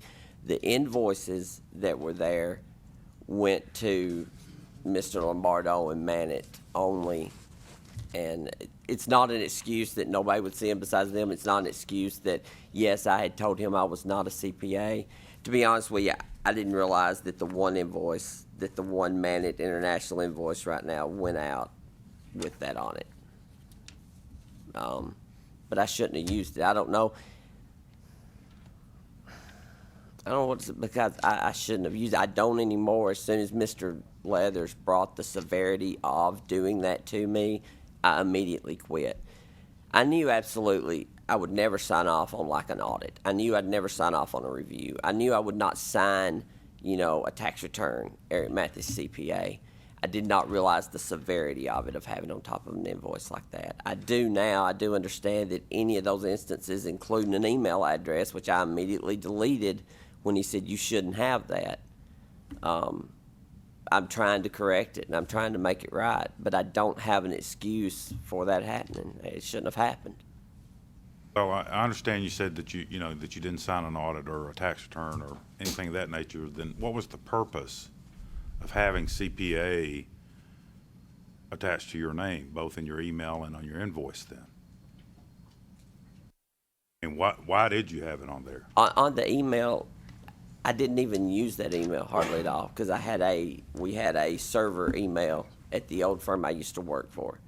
That email, I was not using it very much until I left where I was working now, and before my Mannett International email was set up, I did use that some. That email address had been in existence for a long time. As far as the invoice, I didn't intentionally look at it and mean to say Eric V. Mathis CP. Honestly, this one right here was one that Elizabeth Royalty used that I worked for, and she told me I could invoice some of my people out, and it was a pre-formatted invoice that all I did is change the name on it, and I did not take certified public accountant off. And I should not. I mean, I don't know how else to say. I should not have sent it out, and I'm aware I should not have sent it out. And anything that like that is brought to my attention, I'm trying to correct, and I'm trying to do things the right way. Thank you. Further questions from the board? Got one quick question. Mr. Mathis, thanks for coming today. We appreciate that. Thank you for coming and presenting your case. I assume, I just want to confirm I'm right, that you can continue to keep your current job as a CFO without having the CPA designation. Is that correct? You know, but yes, I was hired on that job without being a CPA, and I would, like I said, anybody that works there would very clearly tell you that I stood up and told them when he first approached me to take that job, that I was not a CPA. So yes, the CPA designation is something that obviously it meant enough to me that when I was sober in jail, I petitioned, did a lot of things to be able to get a furlough to go take the test because I knew my grades were going to expire if I didn't get it passed. I knew the first couple parts that I passed were going to expire. So, you know, I went through a lot of hoops, jumped through a lot of hoops, did a lot of things to be able to take that test, to be able to pass it. So I worked very, very hard to pass that test, and it's something I wanted to do since I was young. I mean, my father is an accountant, and I just wanted the CPA designation. But can I keep my job? Yes. Thank you. Other questions? Can I make a recommendation? Yes. I recommend that our previous vote has already occurred, and unless somebody's willing to make a motion to overturn that previous vote, that we move on. I'd like to maybe make some comments and ask a question here, Mr. Chairman. First off, I would also like to thank Mr. Mathis for coming and telling his story. I also like to really encourage you to continue the progress that you say you've made and continue those efforts. And in response to Rowan's comment, I'm not in favor of slamming the door in anybody's face. I think if you can continue to make progress, there may be a time that's right to change the decision we made this morning.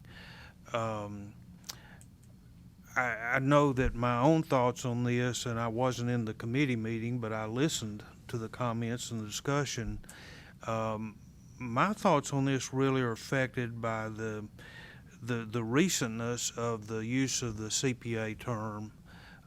When you say you knew it was wrong, you know, the email is less than 60 days old, and I just can't get beyond how recent that is and how that affects our decision that we made this morning.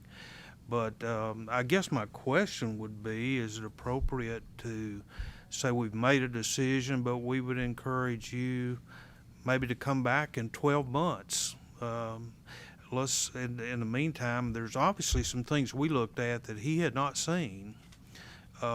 Is it appropriate for us to provide him with those documents and a chance to come back at some future date and address specifically those documents and where he is a year from now?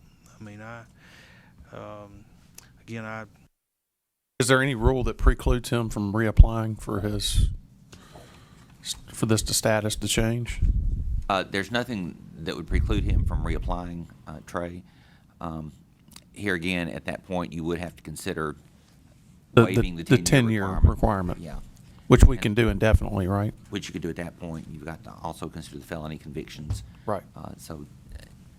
In the meantime, your office is going to need to deal with him over this CPA issue. I assume there's been no complaint taken out on that at this point. No, previous counsel advised us that the first step would be denial of the application before we proceed with any type of complaint process. Well, if we postpone consideration for a year or 2 years on this thing, does that preclude you from going ahead and moving on the issue of the CPA, using the title CPA? I understand what you're asking me, Henry, is can we just hold his application open, and that answer is no. I need to do something with this application now. You voted to deny it earlier, so I'm hoping that you'll uphold that decision so we can close it out, get a resolution to it. That does not prevent him from reapplying in the future. And at that point, we'll have additional information, able to give you rationale behind what he's done, hopefully, and he'll have access to all the documents that we've been provided. If we do that, I mean, I'm not proposing that we change our decision at all, but by any means. But What I am concerned about is a complaint being filed about the fact that he's used the term CPA. Yes, we actually have something completed now. We just have not opened it yet. Will it be opened? Yes. Okay. If I could add one thing. If this board is inclined, which I agree with Casey, I don't believe in shutting the door on anyone either. I think it would be helpful, and I don't know that it's a condition, but I think it would be helpful if you could supply this board with some kind of proof of your ongoing sobriety. Personally, what I think would be helpful is subjecting yourself to a hair follicle test maybe twice a year or something that would, because that test for a longer period of time. And I think if this board reconsiders, if they can feel, because our job is to protect the public. And if this board can feel comfortable that you're maintaining your sobriety and that you're not holding yourself out as a CPA anymore, I think that would help your cause. It's not a condition, I would be more than willing to do that. I'm more than happy to do that. As a follow-up, I also think it's, right now you're in a corporate or a business and you have people supervising what you're doing. If you were to get a CPA license, you could go out and start your own firm, and you would not have oversight or supervision. And from what I hear about addictions, sometimes in very stressful situations, it causes people to fall back into old patterns, which they don't intend to do. And that happens a lot in the legal profession. It probably happens a lot in the accountancy profession. And so I think it would be important to maybe provide evidence of times that you've experienced stressful situation and where you've been able to stay the course, and what implementations you put in your life during those stressful situations to stay the course, so that we see that you're doing that, because like Mr. Alexander said, we have to protect the public, and that is a consideration. You get your license, then you can go change your route, and you could be out there operating by yourself, and these things could happen. So that might be something you would consider to give evidence to show examples of how you have a plan in place to deal with the stressful situations and have been successful in those over the next year or two. I would like to say too, I appreciate you taking time to come visit for this board. I know that takes. Well, I thank you for hearing me, and I have that in place now, so I will certainly be more than happy to document it, because it's a day-by-day basis. It really is. And I commend you for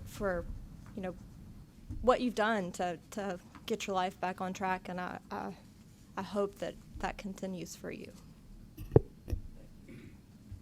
As has been noted, the board has already taken some action, but I think what you've heard here is a universal appreciation of the pain and agony that you've been through in your efforts to get your life back on track, and that at least this board would be open to, at some point, a year or so, of you coming back and making another application and appealing it further. Thank you very much.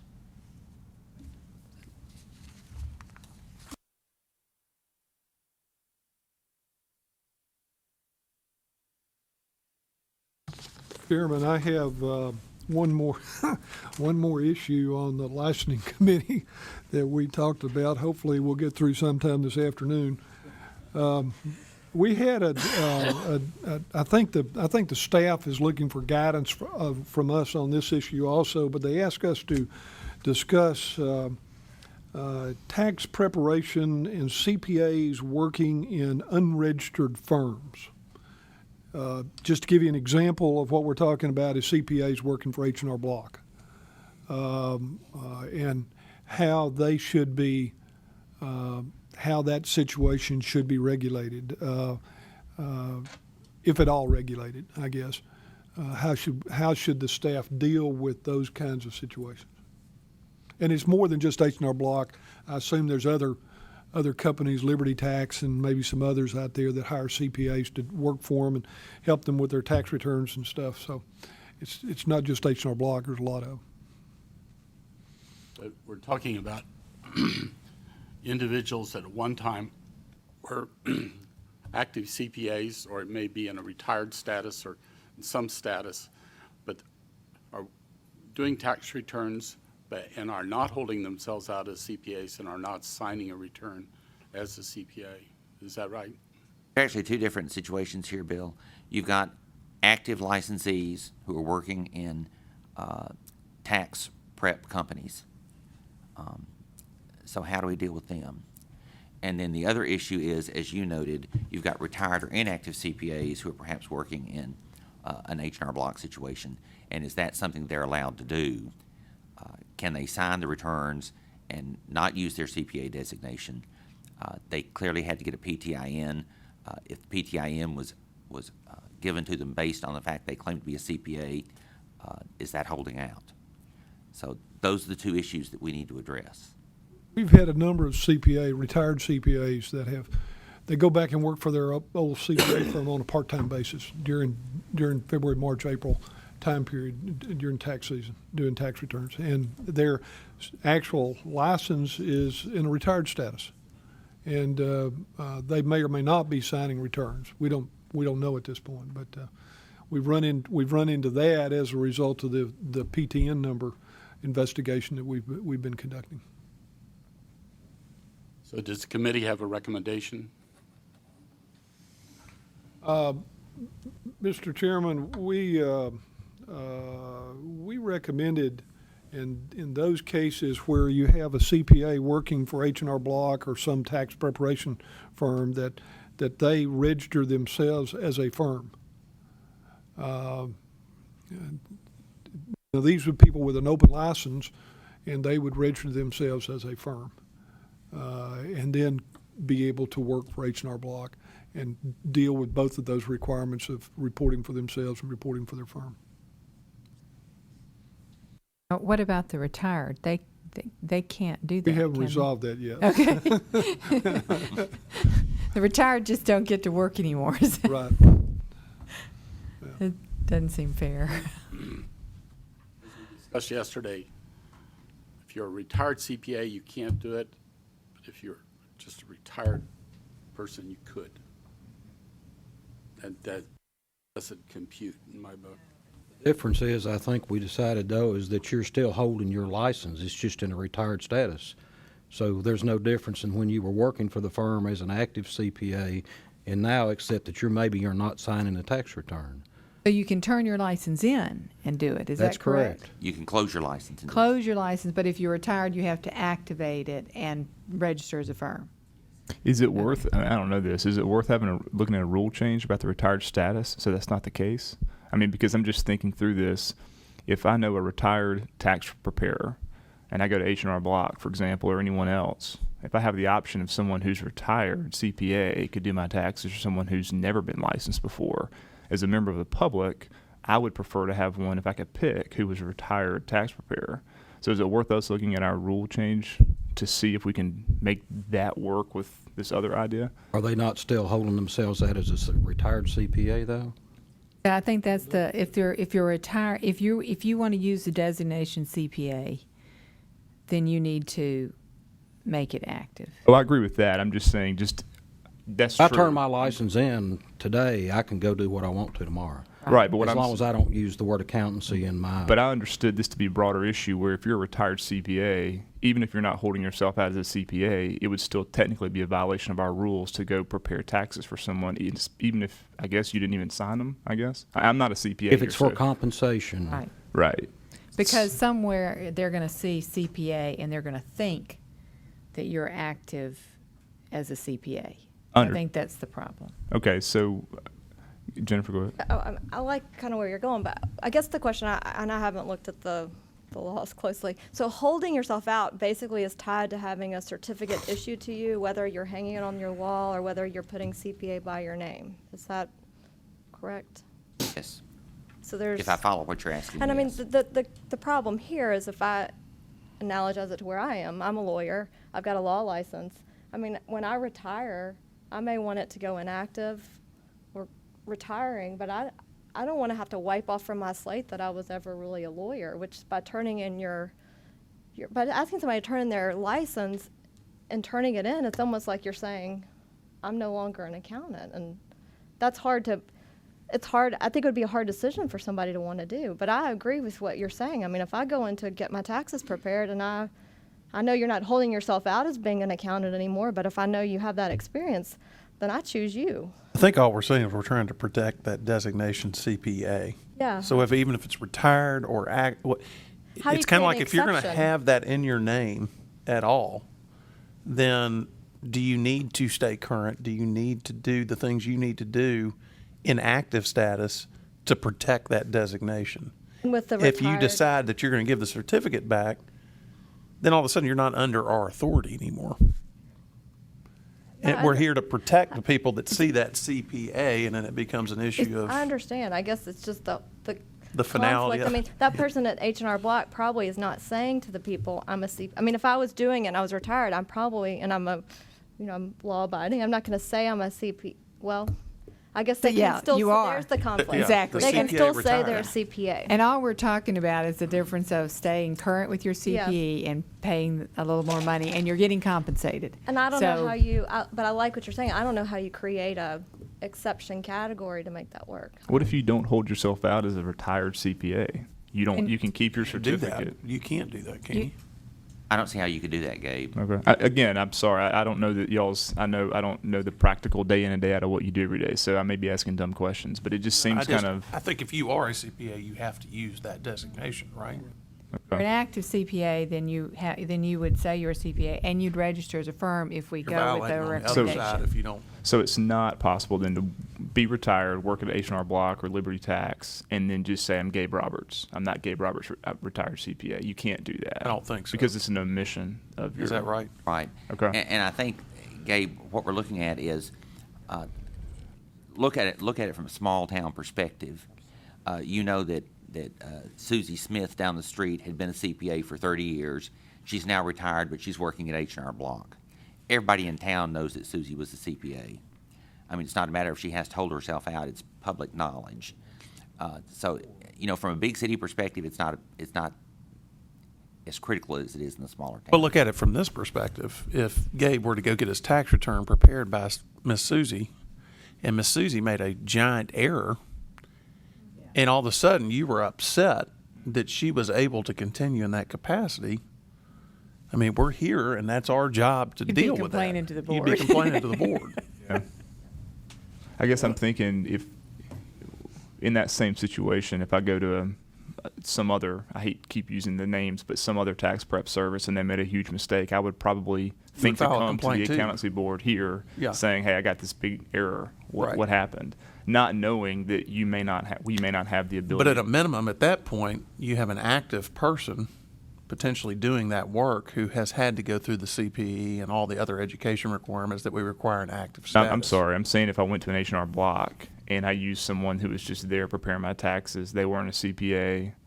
I don't know the difference. Perhaps I'm part of the public that doesn't know the difference, and I had an error. I would also probably bring that here too. I think if they're with a registered firm, they're going to make assurances that that person is doing what they're supposed to. They should have some oversight capacity over that individual. If you're with a registered firm. I'm saying if you go to H&R Block. Oh, well, H&R Block, nobody's really Right. supervising those people. I'm just saying, yeah. I mean, I don't mean to say that to be derogatory. I'm just saying I have a feeling these people are operating in somewhat of an independent capacity. We have a motion on the floor. Second. Okay. There's a second. The motion is that anybody working for a non-CPA firm must have be a registered firm. Is that correct? Further discussion? All those in favor of the motion signify by saying aye. Aye. Opposed? And now we've earned a 10-minute break. One other thing, pardon did we address or do we need to about the 2 credits from Stephen Russell? That was denied. I think that was one other item in the It was. licensing. There's one other item, but I agree with Mr. Blofeld. Can we have a Okay. 10-minute break first? I thought maybe we were going to be done. I thought maybe that'd be a quicker one. Realize that that's not a, that is not a.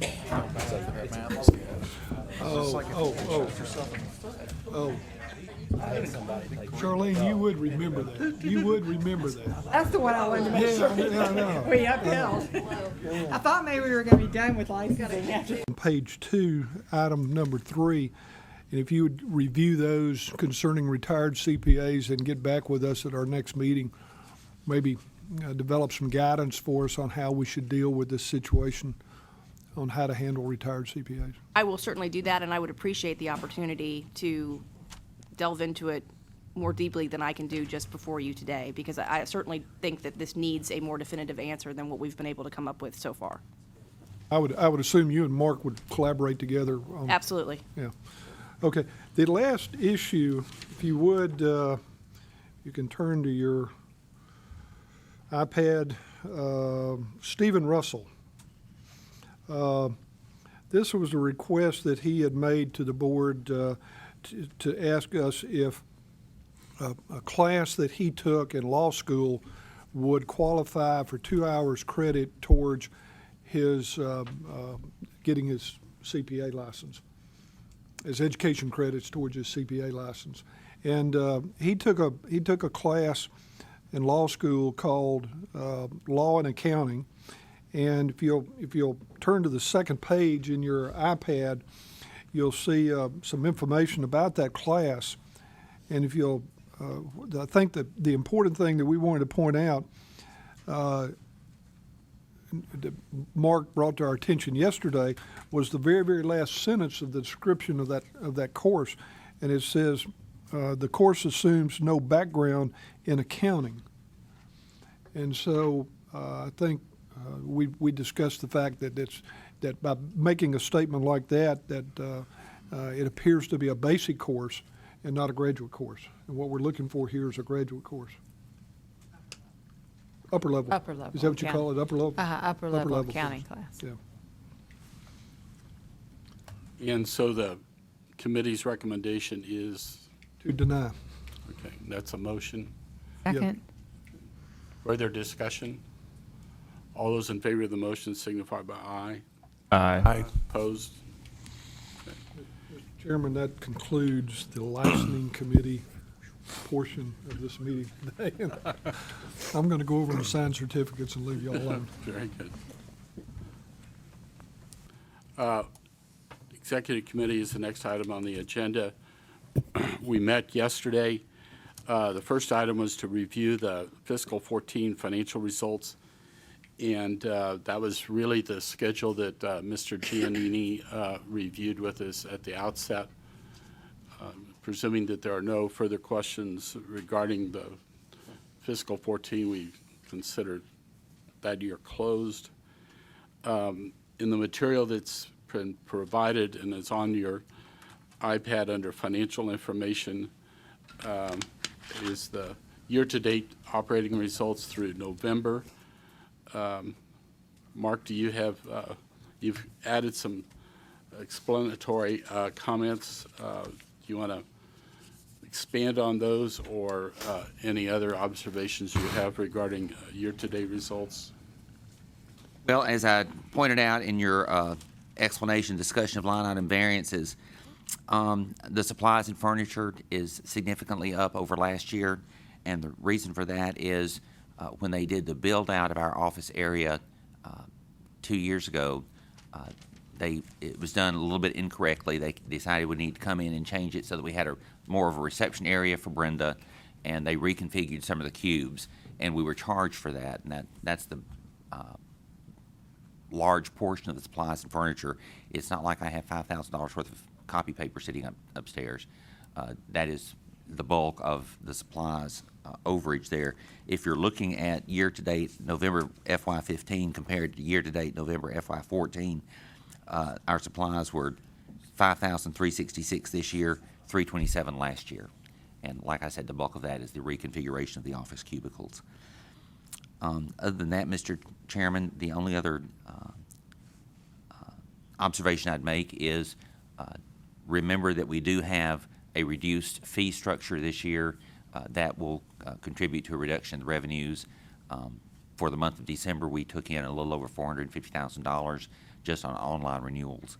So I think that we're on track to meet our revenue projection. Other than that, I have no other comments. Reduction was $10 Per license. per license. Yes. From 120 to 110. Yes, sir. Great.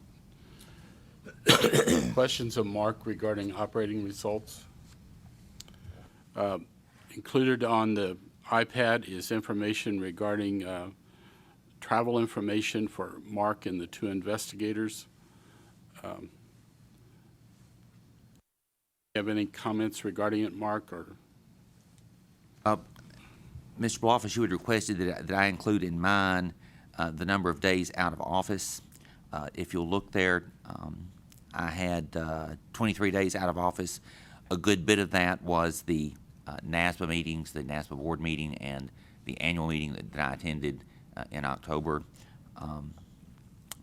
We did have some state-specific ethics presentations that I did that required that I be out of the office to do those. But you know, that the number of out-of-office days should decrease this next quarter. Speaking of the NASBA annual meeting, you went, and Charlene and Henry, do any of you have comments regarding that meeting? Thought it was great. Got a lot of information. It was very good. We heard a lot of reports from different aspects. I was particularly intrigued over Jan Williams spoke about accreditation of colleges, and the fact that a lot of the well, there were a lot of organizations out there that were providing education courses in accounting that perhaps didn't meet the accreditation issue levels that we would like to see them meet. When we look at a particular applicant's education and the grades and the program that they've gone through, sometimes those programs, depending on the college they go to, may not be accredited or may not have good accreditation. This is going to be a growing problem because a lot of these are online universities, and there's not a way to right now, other than saying that they're not accredited or they're not accredited by this standard. There's no way to judge what they're actually teaching, and it's going to be a problem that's going to be coming before the boards. Other boards in other states are dealing with it more than we have, but it's going to be a growing problem. Henry, who was that? Was that Jan Williams, did you say? Right, retired. From UT. From UT. Oh, the Jan Williams from UT as opposed to the Jan Williams from, we worked with the Jan Williams when I was state president for passbook for the 150-hour requirement back when I was state president. And he was, but no, it's a different one. Oh. Jan from UT is a different Jan than from from California. That's why I was curious. Yeah. But It was yes, Was the one he from a UT she? Knoxville, he retired. He now Right. lives here in Nashville, I think. But he still Excellent does a lot of individual. work for NASBA. yeah. Thank you. Okay. Also, there was a presentation about the CPA exam that's being revised, and that's very interesting. And we gave feedback on it, so it's something to be looking at. It's going to come out in 2017, and you go out to the AICPA and see how it's being updated. There's a lot of debate about what it's going to end up looking like, but we don't know yet. Okay. Discussion of complaints against national firms. This is national firms other than the Big Four or the regionals. Correct. So, Mark, do you want to share with the board the observations that you shared yesterday? Well, this is in regard to perhaps, say, Robert Half Finance and Accounting, a company that is well-known, well-respected, but they are in violation of our law because they're using the term accounting. They're not a registered accounting firm. How does the board wish to proceed with that? We have started correspondence with them, but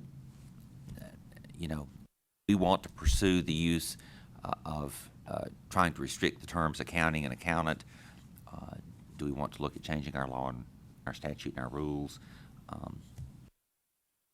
I just need to know how the board wishes to proceed on this, because it's an issue for us. We want to be proactive. We are here to protect the public, and that is part of the statute. Yesterday, the committee acknowledged that this is an issue and suggested that you explore the matter further, find out how other states are dealing with it.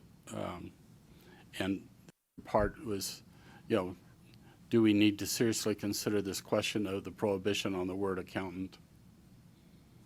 Or am I overstating what the committee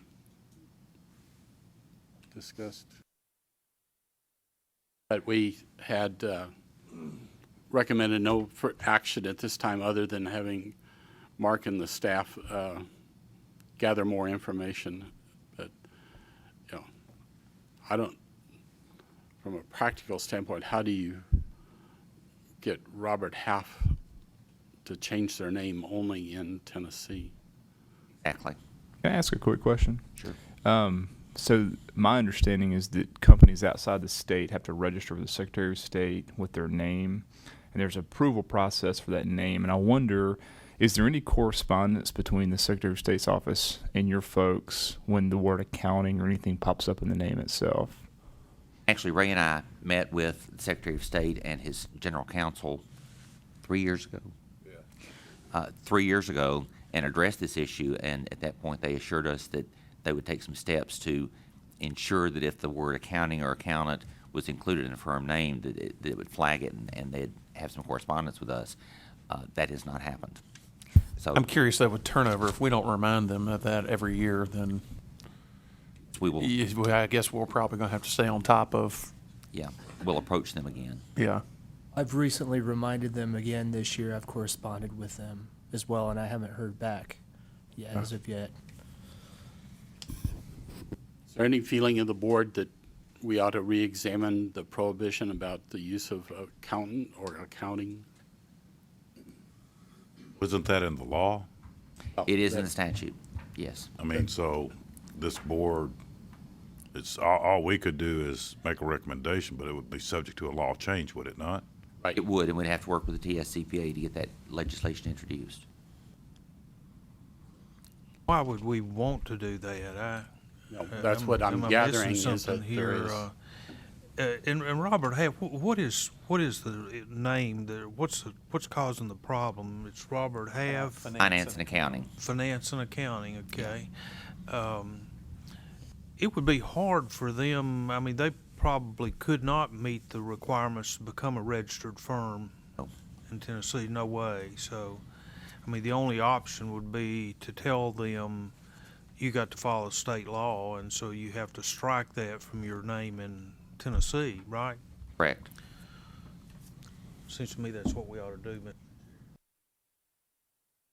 To have them change their name? yeah, in Tennessee, Okay. yeah. I mean, Well, I mean, I think there's the opportunity to get a doing business as name in Tennessee that could be different than their other states, right? So I don't think that's an unreasonable request.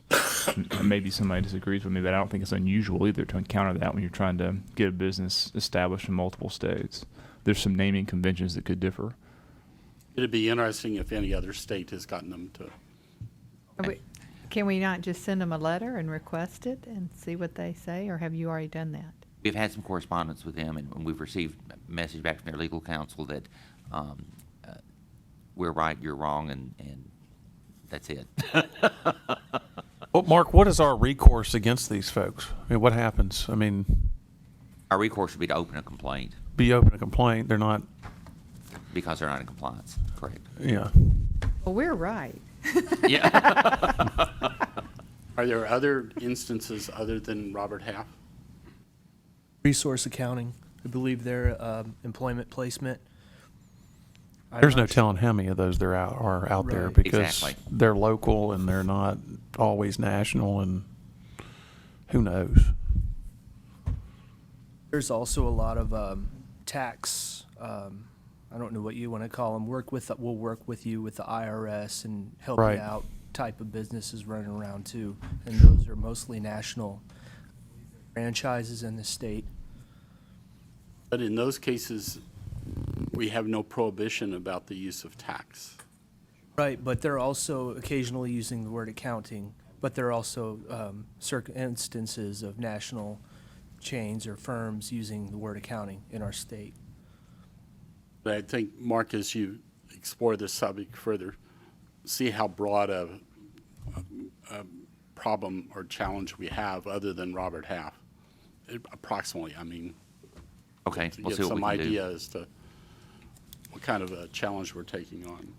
Doesn't it seem like the Secretary of State piece that Gabe was saying, I mean, that's really key, because if I was starting a business here in Tennessee and I wasn't an accountant, I would never expect that I couldn't use the word accountant or Right. accountancy. Right. And I wouldn't want to be brought here on violations after I've been in business for 5 years, and there's no way I would know unless the Secretary of State's office or somebody in the normal course would flag me and tell me I can't use it. So I think that's important.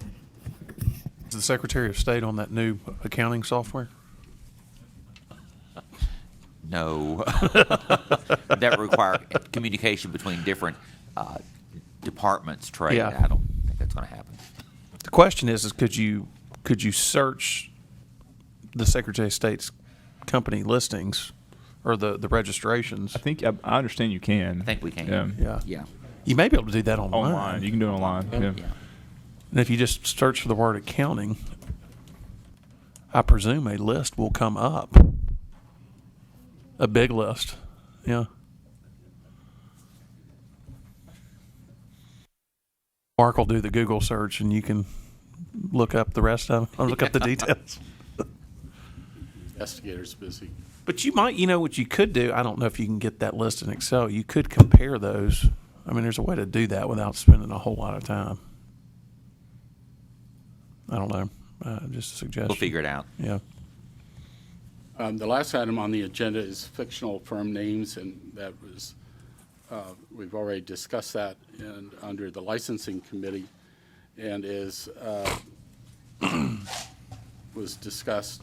You have the white paper that was prepared by the AICPA and the NASBA back in 2009, as well as the information from other neighboring states. So that's continues under deliberation, and that were the items that the executive committee covered yesterday.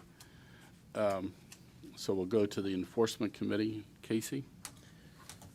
Okay, the enforcement committee met yesterday, and I think we need to use the printed copy of the legal report, because the one that's on your iPad is a little bit different. There are 45 enumerated cases on the iPad, and that's what I had when I left Chattanooga, and by the time I got to Nashville, it had grown to 50 cases. So thankfully overnight, nothing else happened. But Karen, did you did you give everybody a Friday version? Yes, I did. So on your desk, there is a Friday that says Friday in the right-hand corner, which is the most current one. So there's a lot of volume in terms of number of cases. They have been grouped into 4 broad categories, and I think we should be able to move through the first 3 categories rather efficiently. What I'd like to do, if it's okay with everyone, is go through each of these categories. The last group has, I believe, 12 cases in it, and when we get to that group, there are penalties involved. And maybe we should take just a couple of minutes to review each case and ask if there are any questions or whatever. And then I'll make a recommendation or a motion on behalf of the committee when we get through with that. There is one correction that we need to make in that last group, and I'll cover that when we get to that point. But the first group begins on page 1. It's instances where a complaint's been opened, investigated, and there's a recommendation to dismiss the complaint. There are a total of 15 of those. They're very straightforward. We had very little discussion on these in the meeting yesterday. If you go to page 4, there are 2 cases that where complaint was opened and it's been investigated. The recommendation is to close the complaint upon the issuance of a cease and desist letter. Again, no real discussion or comments there. Beginning top of page 5, with case number 18, and I believe that runs all the way to page, top of page 9, through case number 38. Those are instances where the complaint was opened, there has been an investigation, and the recommendation is to close the case, again, with the issuance of a letter of warning. So, again, there, if anybody has any questions or comments, I think you received this report earlier, but the committee did not have any changes or big issues with any of those. Everybody is okay. We'll move to the last group, which is those where we have a complaint, an investigation, and there's a recommendation for formal hearing for revocation of the respondent's license with authority to settle with a consent order, and then I think with the payment of a civil payment penalty. But let's just take a minute and read case number 39 and see if anybody's got any questions. If not, we'll move to 40 and 41 and so forth. So look at case 39.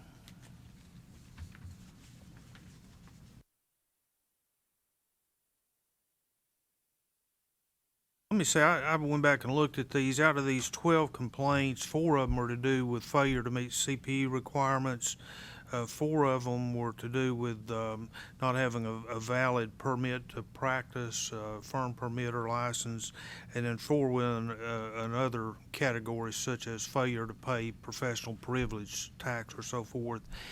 And the committee, in discussing this yesterday, there were a few questions regarding the amount of the civil money penalty, and I think in some instances the penalty seemed high to the committee, but based on discussion with counsel and the investigators, those were instances where there was some previous experience with the respondent. They had violations before or had failed to cooperate, or there was some issue there that was driving the magnitude of the penalty. Any questions on number 39? Any comments? Let's go to number 40.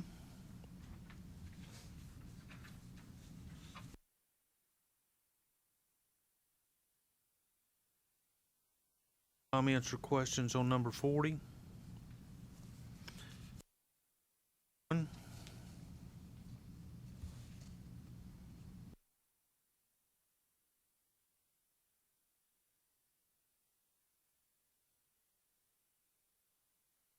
Comments or questions there? Number 42.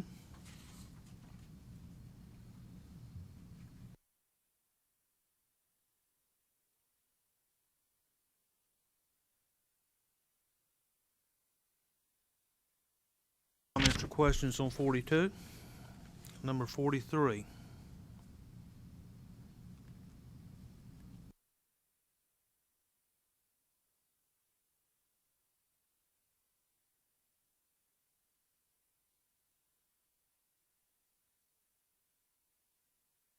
Questions or comments on number 43? Go to number 44, and this is the case that we had to make correction on.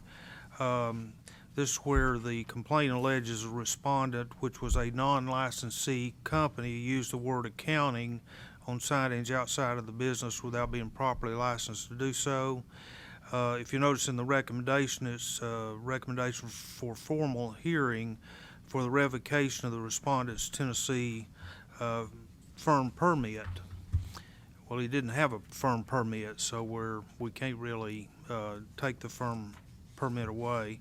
So what we need to do there in the recommendation is that should read formal hearing with authority to settle via consent order upon payment of a $500 civil penalty by the respondent. So we would strike the words for the revocation of the respondent's Tennessee firm permit. Any other questions or comments? Go to number 45.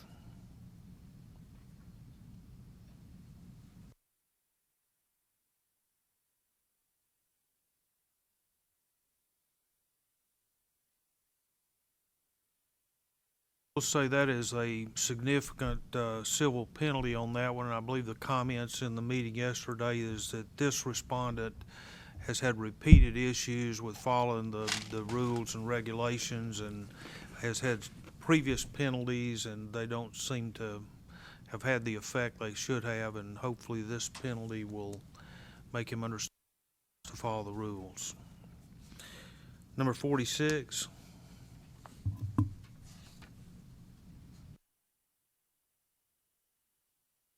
Any comments, questions? Number 47.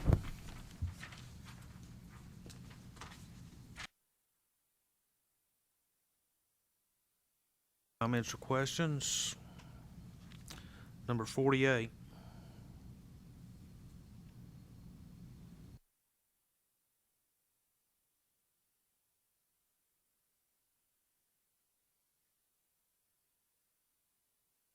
Any comments or questions on that one? Number 49.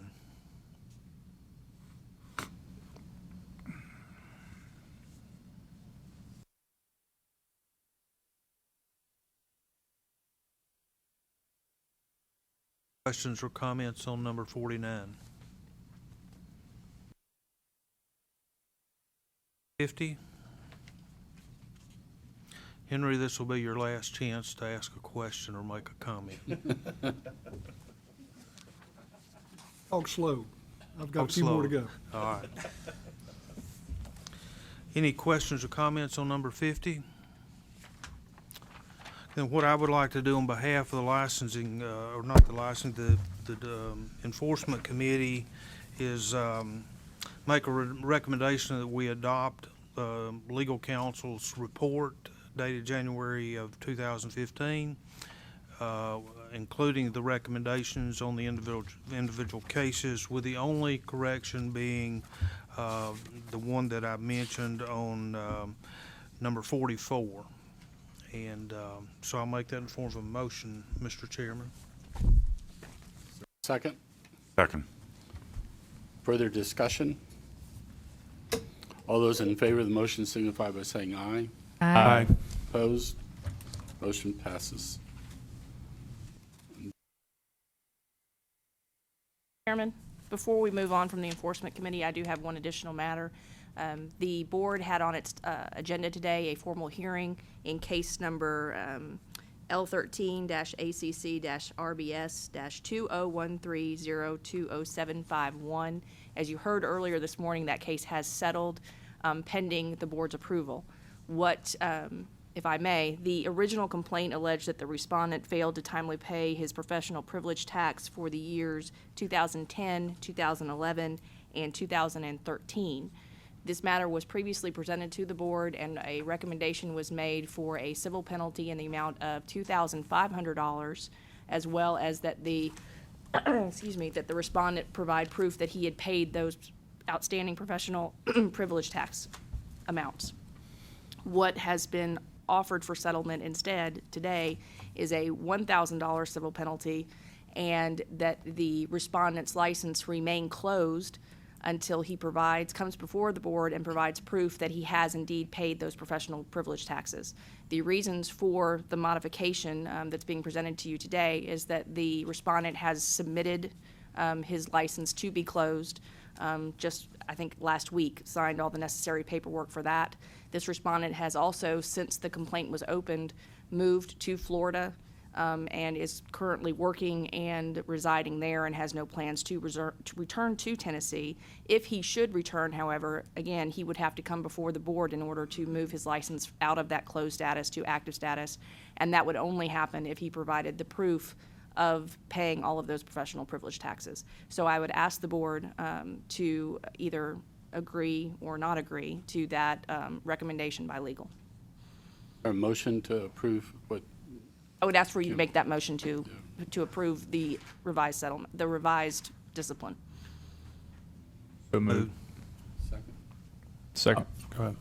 Discussion? All those in favor signify by saying aye. Aye. Opposed? Motion passes. And then legal statistics. Actually, there's a report on legal statistics in your, I guess on your iPad, and, Don,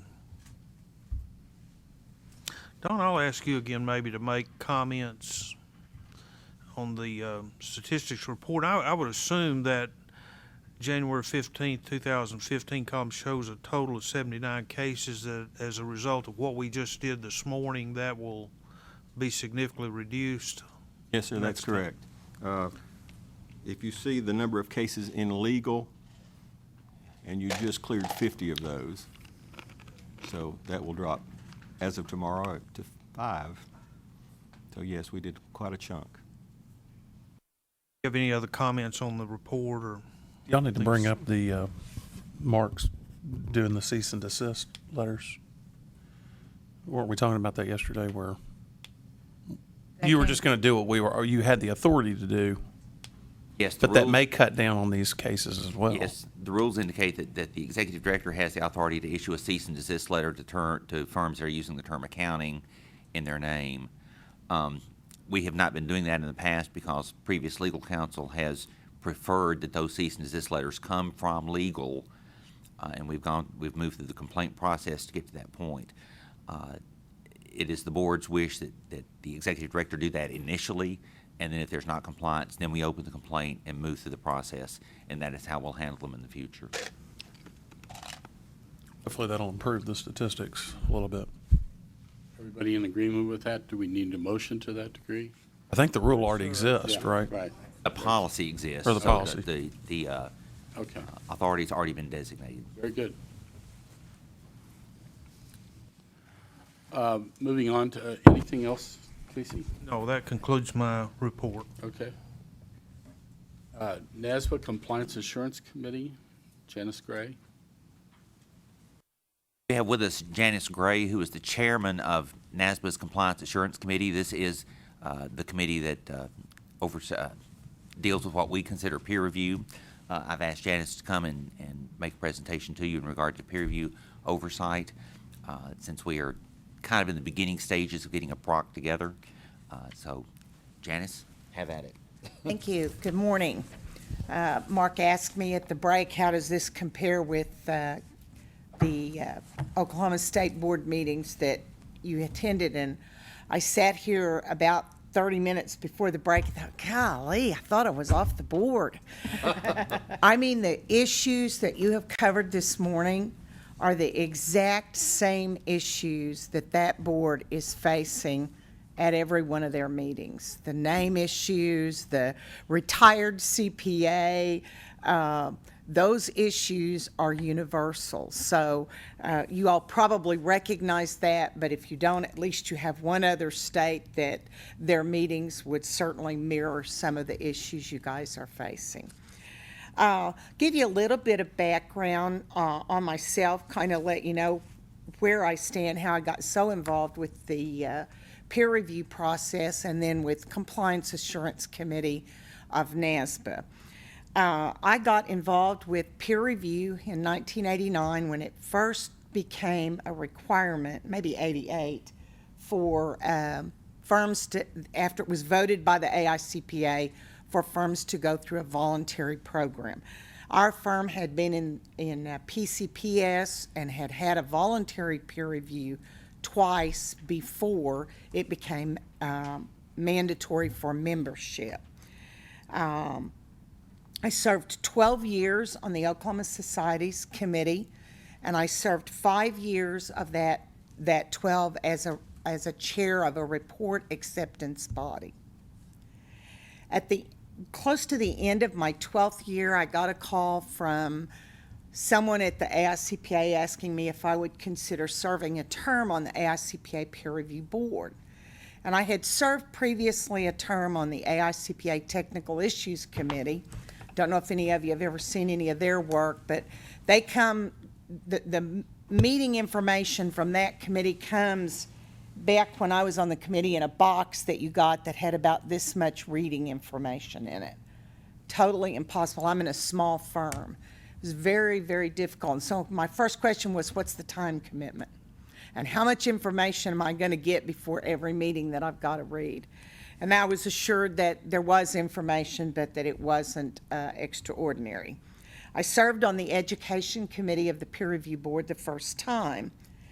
During my last year on the Peer Review Board, I got a call from the governor's office asking if I would consider being appointed or serving if I was appointed to serve on the Oklahoma Accountancy Board.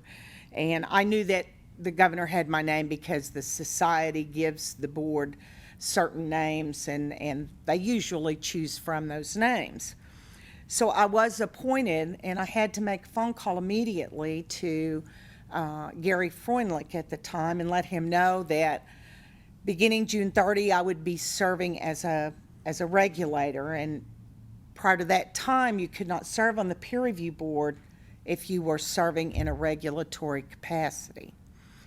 We had just recently voted to allow a regulator representative, and it was through a lot of negotiation with NASBA. I'm going to talk a little bit about that history in a few minutes.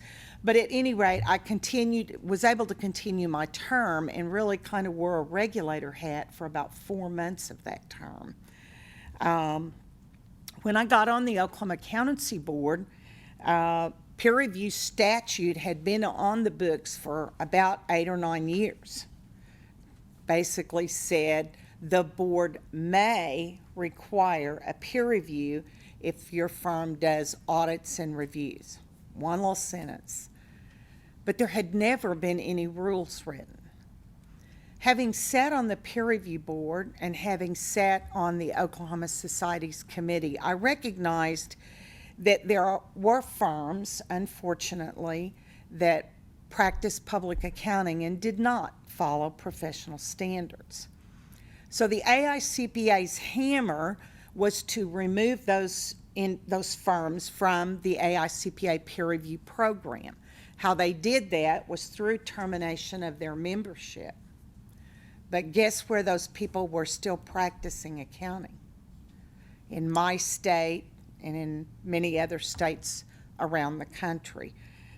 So I went to work with a couple of other members on the board, working towards writing rules. So the first thing we did is we said, okay, what states have this requirement? What do their rules say? And as you all know, Oklahoma's pretty close to Texas. And other than football, we have a pretty good rapport with those guys. I went down and observed their peer review oversight committee meeting. They allowed us to come and actually observe and participate and see how it was working between the society and the board. And at those meetings, I was very surprised. Jerry Cross, who is the peer review person at Texas, came to those meetings. And they sat down and they talked about the peer review reports, those that were fail. And back then they were not called fail, it was adverse, modified, and unmodified. I see, I've already forgotten the terms, it's been so long ago. So anyway, we began to write the rules in Oklahoma, and we modeled after Texas. Mississippi was very similar. They had similar rules. They also had an excellent program. So we kind of took pieces mostly from Texas. We mostly modeled our rules from Texas. At that time, there were no model rules regarding that. They didn't exist. So we got rules written, and we were very I'll say cautious as to how we implemented the rules. We gave firms, they had more than a year that they could finish up any engagement that they had been required to do, and they could move on out. They could not do audit work anymore if they did not want to have a peer review. We did have a few firms stop at that point. There were very few, I'm going to say less than a handful, and they were firms that were basically doing one audit or maybe one review, and they just did not want to incur the cost. The results were not pleasant the first year that the reviews were required. We had better than 60% what would now be pass with deficiency and fail reports on those first-time reviews. Firms that had never had a peer review, weren't in any program, had to enroll because of the rules. So we went forward with that program. We did set up a peer review oversight committee. Our board can see the reports. However, board members do not see the reports. The board staff sees the reports, and they work with our peer review oversight committee hand in hand. Our peer review oversight committee is made up of 3 individuals. We do pay them. There are, I don't recall the exact number of peer review oversight committees that have volunteer peer review oversight committee members, but there are some states that have volunteers. We pay ours because we feel like it's, we would pay for investigators and some things like that, and we've kind of looked at it from that perspective. But what we learned was that having the peer review the first time got most of those firms' attention. They really thought they were doing okay work.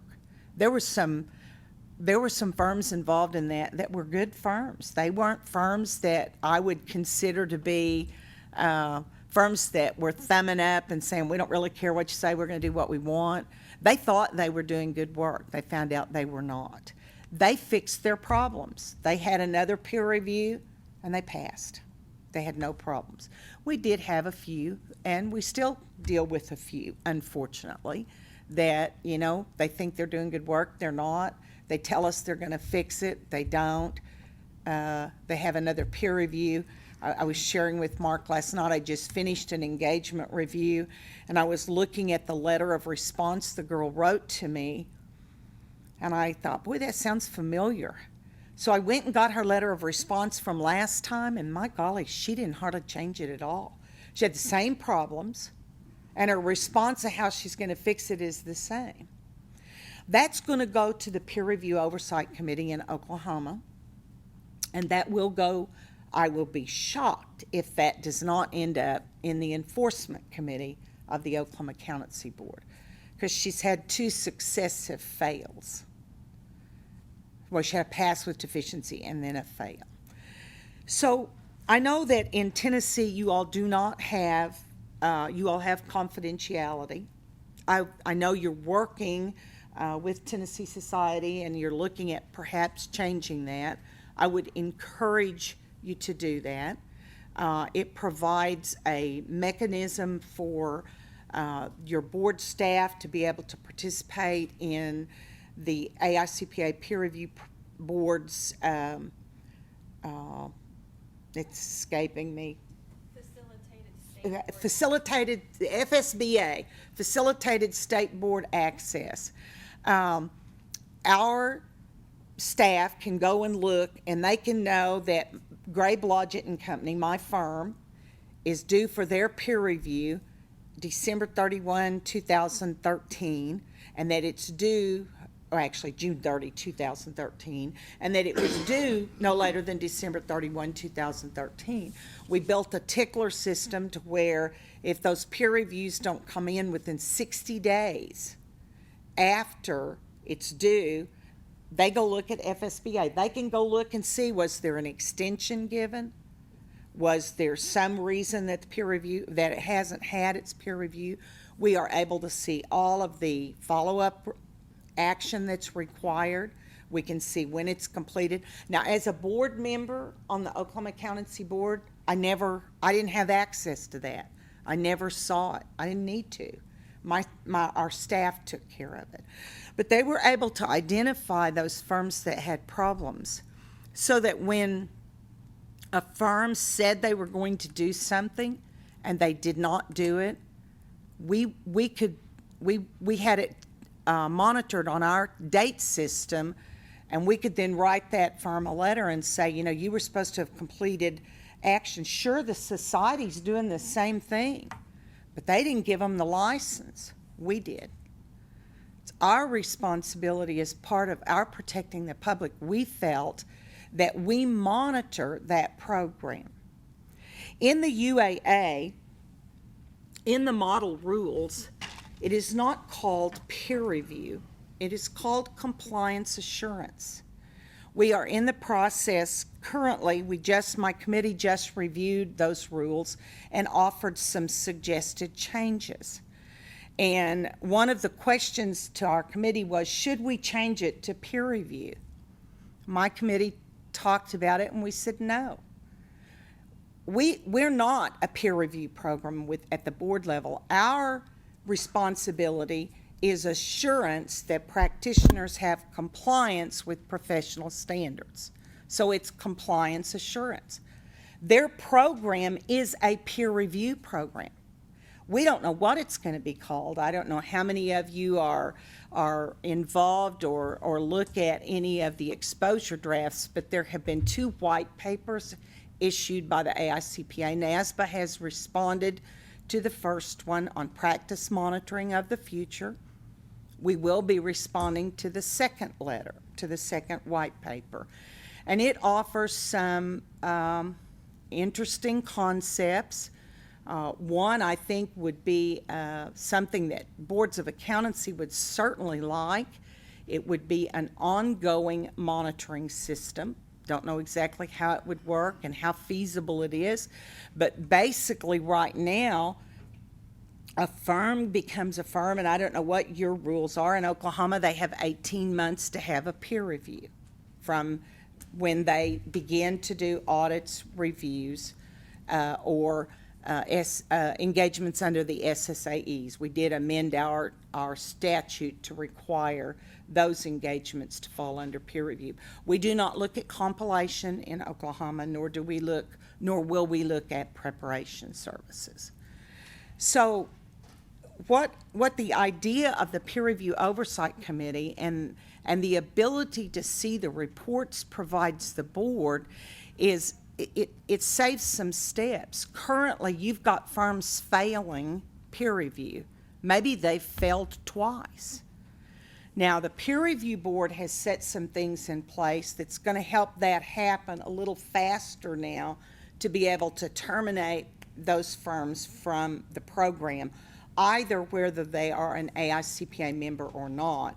And as we all know, there is currently not another peer review program, at least that I'm aware of, that a firm can go enroll in. So what's that firm going to do? But it takes a long time for that process to happen. There's a lot of consideration that the firm is given. They're given time to do lots of things. And my idea was, and the reason that we wrote our rules in Oklahoma the way we did was because it was taking too long. I had a loose cannon in my state practicing that really had no business doing audit work. The last one that I was involved with, an auditor, I actually did the peer review. He failed.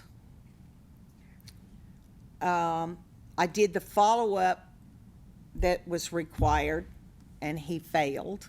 Couldn't even after hours, paid me a lot of money to try to help him develop his system to, where he could do the work and follow professional standards. So the next time, thank goodness, I wasn't eligible to do his peer review, so I didn't get that experience. He failed again. That went immediately, that failed report went immediately to our enforcement division.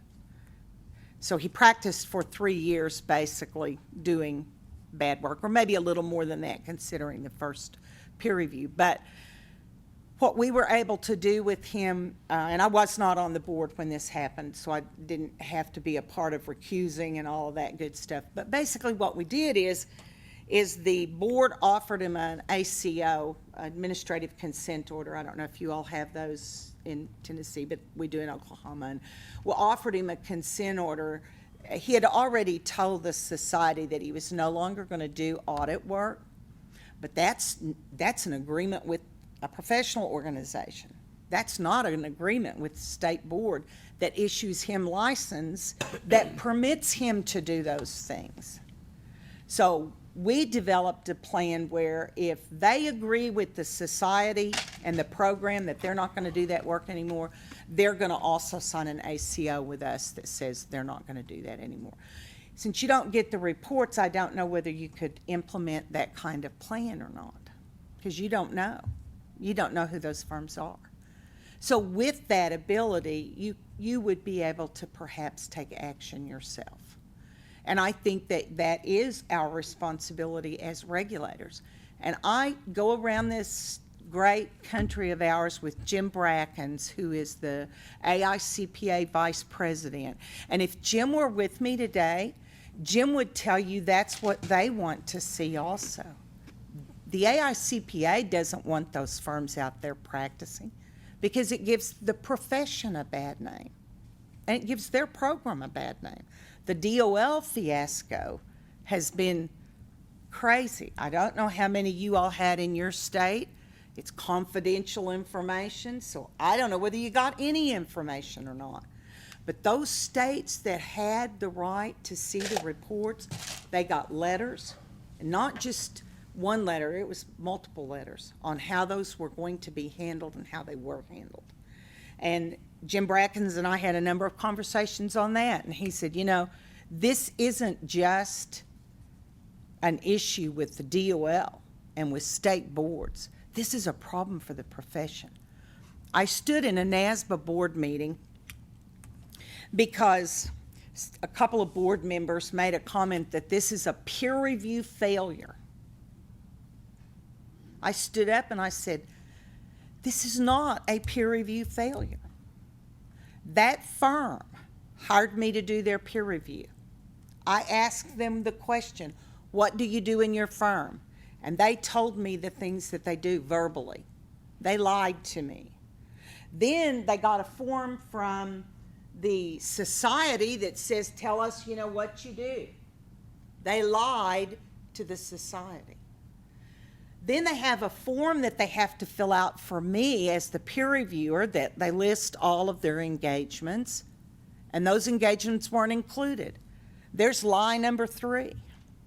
Then they signed a representation letter to me that said they gave me all the information that I was supposed to have and yada, yada, yada, and that's lie number 4. So I said, it's not a peer review failure. This is an ethics failure. This is a firm or firms out there that have no scruples.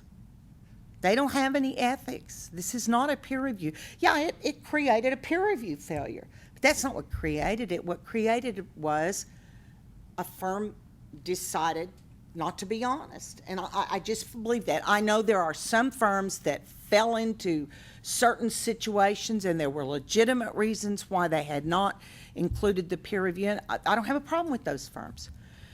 But I know of one case already because it came up at the peer review conference at a roundtable discussion where this one practitioner that's going back to do one of the re-reviews said, well, not only did I find out they had a DOL ERISA, they had an ERISA engagement, but they also decided they better come clean and tell me about the single audit they did. Now, I wouldn't have gone back to that firm and done that redo. They'd had to have found someone else. But the guy said, well, he had worked with the firm a long time. I said, they lied to you once, they lied to you twice. That's just my personal opinion. But the peer review oversight committee works great. Their members attend, and not just in Oklahoma, this is the way the model is done. And the AICPA has a system to where those individuals sign a confidentiality agreement that they won't go back to the board with names. They present a quarterly report to our board telling us, you know, what they observed when they went to the meetings was when they sat in on the RAB, they try to sit in, Oklahoma has 3 RABs going at one time. They try to sit a time in each one of them. They come back and report that, you know, they didn't see good old backpacking. Oh, you know, this is Gray Blodgett and Company, and Janice Gray's really involved in all this professional stuff. And God, they just made a little mistake. Let's not ding them for that. That's not there. I think that was shown when the NPRC had to do a report on, I believe it was Deloitte, and they had to pass with deficiencies.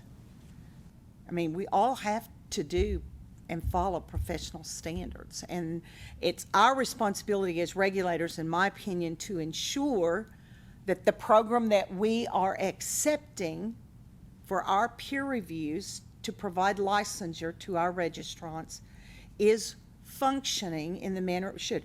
You all have a good relationship, I think, with your society. We have a fantastic relationship in Oklahoma with our society. Our board does. Hadn't always been that way. But if Wendy called Patty Hurley and said, would Janice Gray call a spade a spade? She'd tell her, yeah. I mean, if I thought they were doing something wrong, I'd be the very first one to stand up and say, we can't do this way. So that's kind of my presentation. I will answer any question about peer review, our Compliance Assurance Committee, what we do. We are having a peer review oversight summit, which will be in July in Nashville at the new Omni Hotel. Jim Brackens will be there speaking. I know you're working on trying to get your PROC going. If you don't have PROC members that can come, if you as a board member want to register, I don't believe there is a charge for the conference. Wendy, you're welcome to come too. We even allow the societies to come because we want this to, it's kind of a three-way deal. You've got your board, you've got your peer review oversight committee, and you've got the society program. And so the way it really is that peer review oversight committee is it's kind of your arm to ensure that program is working in the way it should. So I'll answer any questions if you all have any, or if I may not have given you the information you wanted, and if I didn't, I'll do my best. Very informative presentation. Are there questions? Mark, I guess, or Wendy, I guess the gap that we've got, obviously, with the peer review oversight committee, when we get that in place, right now, if we have a failed audit twice and they're removed, that's the only point that we would normally wouldn't have, because they're not in the peer review program.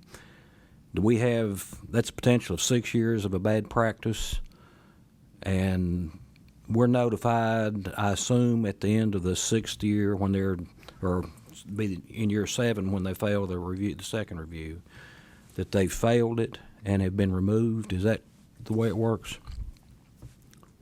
We're notified when they are dropped from the program or resign from the program, and then it's up to us to send them a letter and find out exactly what happened and why they are no longer enrolled in the program. Do we at that point have a chance to see when we ask for their peer review? No. Your statute doesn't allow it. Right. So that's I mean, for you to see that, your statute. Let me tell you one other thing that I kind of omitted that we do in Oklahoma. They do it in Texas, they do it in Mississippi, and there's several other states that have adopted this. When they fail the first time, when that firm fails the first time, they get a letter from, not only from the society telling them what they've agreed to do, and they've actually signed off on what they've agreed to do. They also get a letter from the board, from our executive director, that says, the board is aware that you failed your peer review report. We want to remind you that if you have 2 consecutive pass with deficiency or fail reports, that could result in you being referred to enforcement. So we put them on notice, and we also tell them in that letter we are following your corrective action. So we're monitoring what you do. Not only is the peer review program monitoring it, the person that gives you your license is also monitoring. And we found that to be, I think it helps. I think it puts them on notice. There's some firms that you're just not going to get to. But you all can't ever see the reports, is my understanding. And the only way to change, and I can tell you, I mean, at least from talking with Jim Brackens at the AICPA, there are 3 states, I believe Missouri, Tennessee, and I can't think of the third one, but I believe there are 3 states of the jurisdictions that have peer review, and it's almost everyone now. There are, I believe, only 3 states that have where the board can't access through facilitated state board access and see the reports, and Tennessee is one of them. So it's something you really need, in my opinion, to work on. Whether what you do as far as enforcement, corrective action, that will be different from state to state, I believe. Some states have a fine if you fail one time and it's not your first review. And does it matter if they fail? I mean, if they failed, they failed. What purpose is served by knowing why they failed? Let me give you an example, and it's an example I use in presentations with Jim. Let's say that I got a pass or a fail. Let's say I failed. My first time to have a peer review. Thought I was doing everything great, but man, did I find out my representation letters were 10 years old. I mean, there are lots of reasons they fail. They fail. They write their corrective action letter. They write their letter of response, and it's very sincere. They've already done some of the things they've told you they're going to do. They've held meetings with their staff. They've already gone to some CPE because they've got imminent audits coming up, so they've gone out and found CPE. They've already done some of those steps. They really are sincere on fixing their problems. So they do the follow-up. Everything is done. Peer review board issues, or the committee issues them a letter that their peer review is complete. Time for their next peer review. Well, between the last peer review and this peer review, they decided to take on an ERISA audit. They got all their things cleaned up. They're really doing good work, and they decide they can take on an ERISA audit. And they do the audit. It's time for peer review, and one ERISA audit, and it's going to get looked at. And they have multiple issues with the ERISA audit. Every single other thing in that firm that they committed to do is done. They cleaned up. There aren't repeat findings. Let me ask you this. If they come before us and we're going to revoke their license or their firm, whatever it is that we revoke, do they not have the opportunity at that point to come here and defend themselves as to why they're doing what they're doing? My point is once you start making that, it becomes part of the public record. Ours do not become a part of the public record. How do you do that? We exclude them. I mean, is that even an option here? I can't imagine. I think once if it comes to this board, it's my understanding our sunshine laws will pretty much make it certain. Your laws may be different in most of the states. Because we're pretty stringent on how we interpret. Yeah, in sunshine. Oklahoma we could do it. I think Texas does it that way. Mississippi does. I know those states because I've followed them longer. I feel like in the scenario you're talking about, the board would be considering an option to revoke their ability to do more work.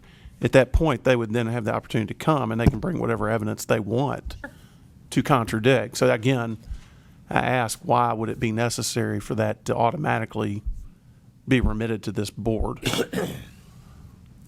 If you don't have the option to see what the firm has done, how are you ever going to regulate that? Well, in my opinion, if they fail twice, then we have cause to revoke their ability to do that work. If they want to come and defend what they're doing or why they failed twice, that's then back on the practitioner to come prove that to us. Does that? I may be semantics here, but I'm just. And I don't disagree with you. What we've done in Oklahoma, we've avoided the hearing because they're costly. The firm that's fail or pass with deficiencies and then fail is probably going to sign an agreement that they're not going to do any more audit. I agree. They're I going agree. to they're going to sign the ACO. Right. But To me, it's just like if I'm about to revoke your ability to do the work, it's incumbent on that practitioner to come before this board and tell us why we shouldn't do that. And they're probably going to sign a consent order as well. That's right. Because, I mean, if Possibly, they've had that that's- issue, we're not going to, more likely than not, I mean, we're not going to end up with a hearing on it. Now, I don't want to get Trey, let every me ask fail. I don't want to get every fail. our board Peer doesn't. review. Our board doesn't either.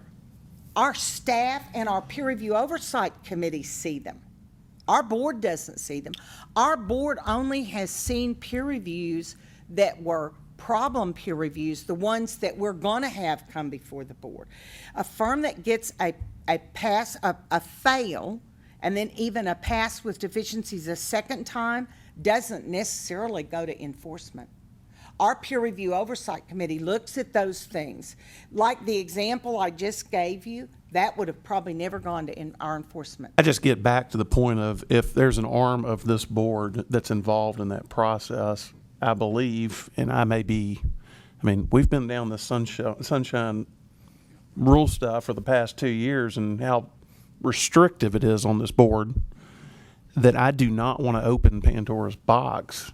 I mean, if you issue discipline out of this board, it's public record, is it not? Name of the firm and the discipline. Once they accept it, it is public record Right. with the name of the firm. Yes. Right. But And do that you- includes consent orders, does it not? Yes, it does. But would you not want it to be public record at that point? Well, I would point out that the rule that governs the peer review program, 0020-06-.05, specifically states that the reports that are submitted to the peer review committee, while they are kept in confidence, it states, except to the extent that they are communicated to the licensee and firm location which issued the report, and to the extent the consideration of remedial or disciplinary action is appropriate. So if and I'm not sure if they fail 2 times, we'll revoke, that might be prior conversations I was not part of. But if a firm fails a peer review and it is submitted to the committee, the oversight committee, and you not just mention discipline, but if you say, okay, these are the steps that you need to take to get into compliance, that is going to be in a committee meeting on the record. But that's after it's been basically, they've reported to our board that action is necessary, Some sort of action is necessary, correct? as opposed to us being involved with every single one that fails when it fails. To me, that's an important distinction. First of all, Trey, the percentage that fail and have passed with deficiencies is not a large number of peer reviews. I The agree, I majority understand of them- that, but my point being that, does this board need to be involved in the corrective course of action? I mean, really, we're letting the AICPA, or the TSCPA monitor the program, and then they notify this board when problems occur. Is that So what are you gonna? essentially what I'm saying? I mean, Sort or of. what So happens? what are you going to do with the DOL issue? I mean, I've talked to Mark. Y'all know there might have been 10 firms that had. What I'm going to do with the DOL issue is when they come before this board, because they've been reported to us, How did they get reported to you? I would assume that if they fail twice, they're not going to call me, or at the board level? Call you, but you had a firm. Excuse me. you had a firm that has an ethical problem. You have a firm that deliberately excluded work that they did to give to their peer reviewer. You all would not deem that to be something that this board would be interested in regulating? The fact that that practitioner, you're willing to let them who do not issue their license? And Wendy, let me ask you this. Let me just hear from Wendy. What would you do in that scenario? What would the society do in the scenario she's describing?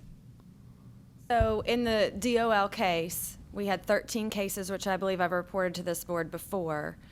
All of those were either replacement reviews or recalled, and they had to go through the process again and have a peer review again.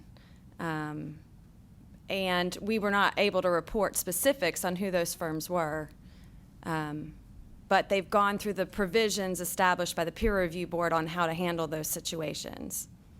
That's not what I understood her question to be, and maybe I'm wrong, but I understood her question to be where a practitioner intentionally omitted from a peer review an engagement that should have been reviewed. And if I understood did I understand your question correctly? My question is. You find out that they deliberately withheld info. She can't, I don't think, can tell you because you can't see the Oh, report. she can still file a complaint for unethical behavior. I can't file a complaint based on stuff that I have become aware of as a result of the peer review program, so I'm not able to do that. The one thing going forward is the changes in the peer review program allow for the program to submit that individual or firm to ethics, and an ethics complaint will be opened. Right.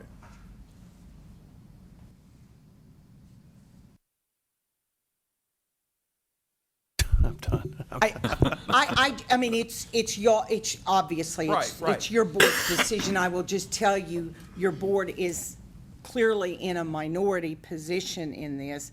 I will tell you that the Department of Labor issue in some states, 13's quite a few, I would think, even for a state your size, but most states are disciplining those firms. Mark, can I ask you to do this then? Can you bring to us at the next meeting a list of concerns or issues where we may be failing on the peer review oversight? Because I do feel like at some point, if somebody fails, they're going to come before this board multiple times if they fail. We're going to see that. I'm curious how big a problem we have with this, or what your thought process is as to what we're missing here. I think if I may, I think one of the things that you are missing is how many times does this board want to allow a firm to have a pass with deficiencies or a fail before this board would want to take action? I can tell you in our board, it might be with the first fail, depending on the egregiousness. Depending on if they had a letter of comments or their report had 20 items in it, and I've seen some of those. They're far and few between. But would you want to allow that person to continue to practice? Mark, if you'll just jot those down for the next time, I think we could probably have a more in-depth conversation about it. I mean, I don't want to take up the board's time we're not going to decide anything today on this topic. I have some information from our peer review oversight committee that I can assist Mark with. Okay. Can I ask one question that is maybe a little different from that? I heard you say Tennessee's a minority state, but then I also heard you say with Oklahoma, you may see the reports, but you've also been exempted out from your state sunshine laws where that information is never considered part of the public records. Is that maybe a reason why you have 3 states that are in minority status? Because It very well could be, Jennifer. I don't know all. I didn't know if it was 54 jurisdictions, and everybody But like has different nuances. Texas and Mississippi, which you seem to be most closely involved with, do they have the same situation where the information has been exempted from the sunshine law of their states? I believe so, and so does, I believe, I can't remember if North Carolina has taken a very aggressive stance. They are, if you fail your peer review, the first time you fail, you're going to get a fine. I mean, that's just the position their board has taken. And that's their board's choice. We don't get involved in what a board does on things like that. We just, from a peer review oversight committee, and that will even help. You at least will have that committee that can report back to your board and say, hey, we see them functioning like they're supposed to be. So you've at least got some documentation, some reporting that this board takes its responsibility related to peer review seriously. And see, I have no problem with putting in the mechanism for how it gets reported to us. I guess it just does matter why they failed, I think becomes incumbent upon that person to then come to us and defend themselves. Does that make sense? As opposed to us getting their whole record? I don't know. I suggest that this issue be assigned to the Law and Rules Committee.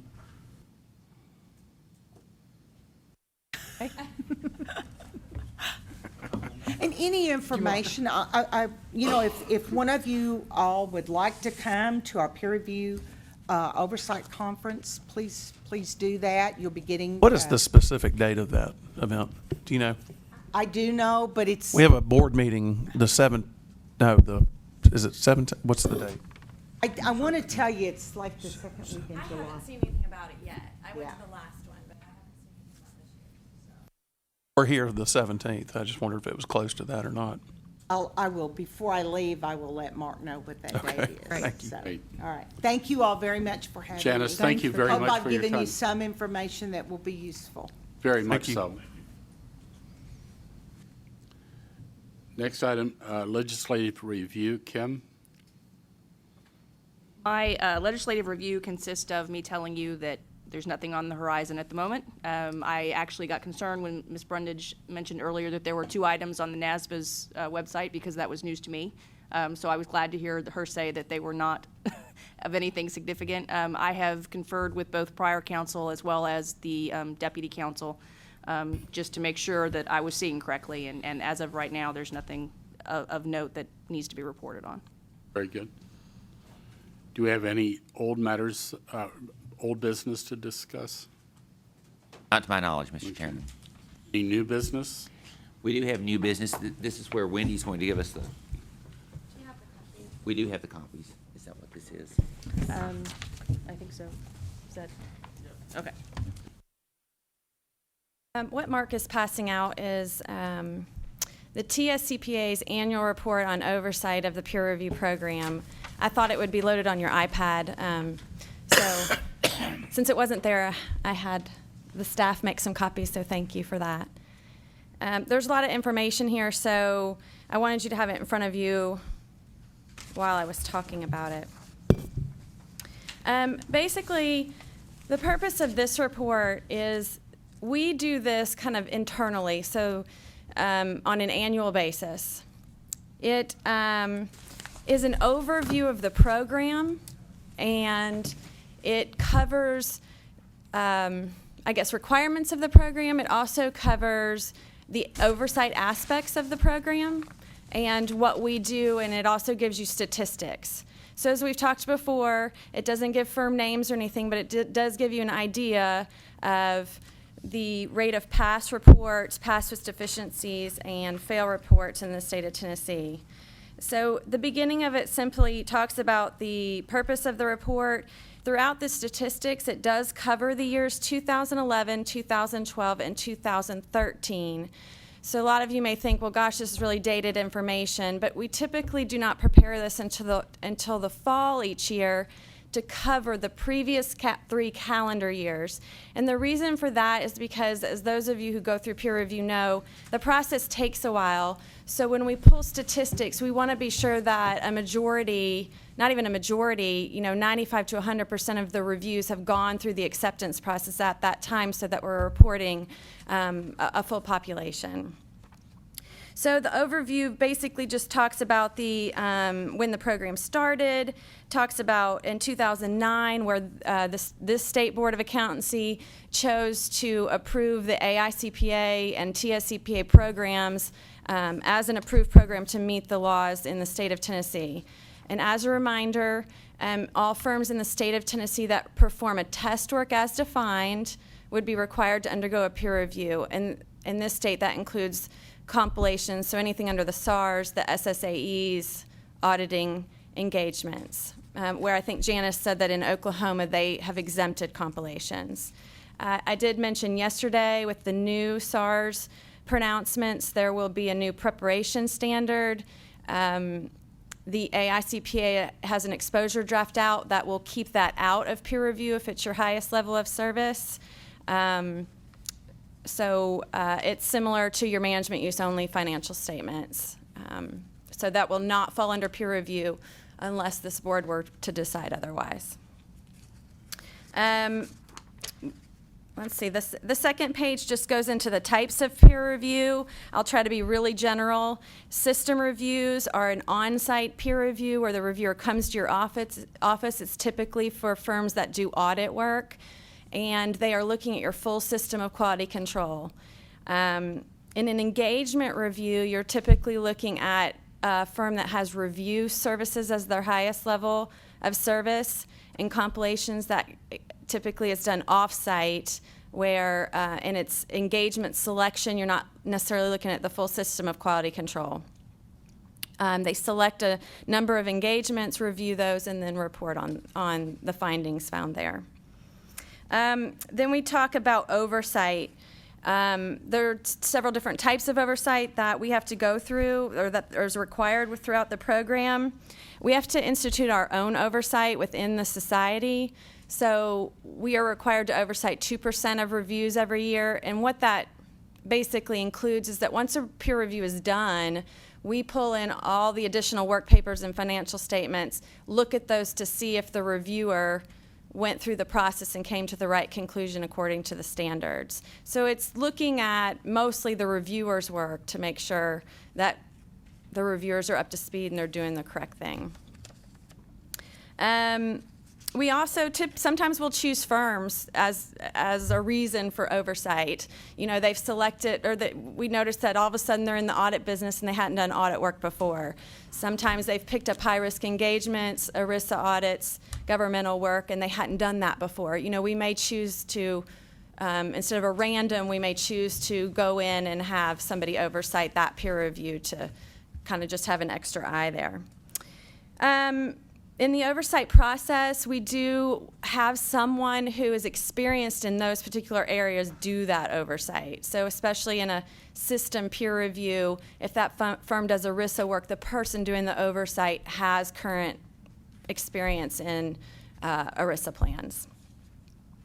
One of the other types of oversight is someone from the committee will come in each year or every other year and review what I do at the society, the files I have. So it's kind of a mini audit monitoring of what we're doing on the administrative side. Are we keeping track with all the requirements that we're supposed to? Are we sending letters to the firms on time? Are we making sure that firms are complying from a timeliness perspective, corrective action perspective, that type of thing?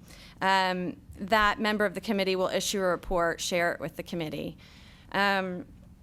In opposite years of that, the AICPA sends somebody from their oversight committee. They will send somebody to the society to review what we're doing, not only from an administrative side, also from the RAB or committee perspective. So they will come in for a day and spend a day with me, and then they spend a day with the RAB and the full committee, making sure that everything is working the way that the standards have been set up to work, and offer suggestions if there's suggestions to be had. So it's basically like me going through an audit from somebody from the peer review board. The last type of oversight, I think I've covered them all, would be resume verification. So reviewers, we have a little over 60 active reviewers in the state. At least once every 3 years, those reviewers, we pull in their resume and all of the supporting documentation on their experience in those industry codes that they've listed on their peer review resume. So I guess maybe let me back up for a minute. If you are a peer reviewer, you have to have an electronic resume on file, which indicates all of the areas or industries in which you currently practice and your level of experience in those areas. Do you have a current engagement there? Has it been 5 years since you've done an engagement in that industry? Do you do that for your own firm, or do you work on these engagements with another firm? So we collect a lot of data on your resume. So the purpose of reviewer resume oversight is to make sure that you're giving me proof that the stuff you're saying on your resume is accurate, and that we're matching you up. If you're an ERISA expert, we're matching you up with a firm, and you're doing a peer review and having the right experience in order to do that peer review. Trey is a part-time reviewer and went through this process this year. So it's thorough. I can assure you.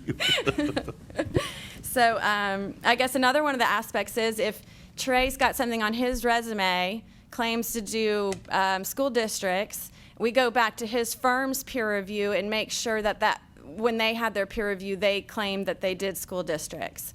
So everything kind of has to match during that verification process. We do, like I said, about 25 reviewers a year, or a third of our population.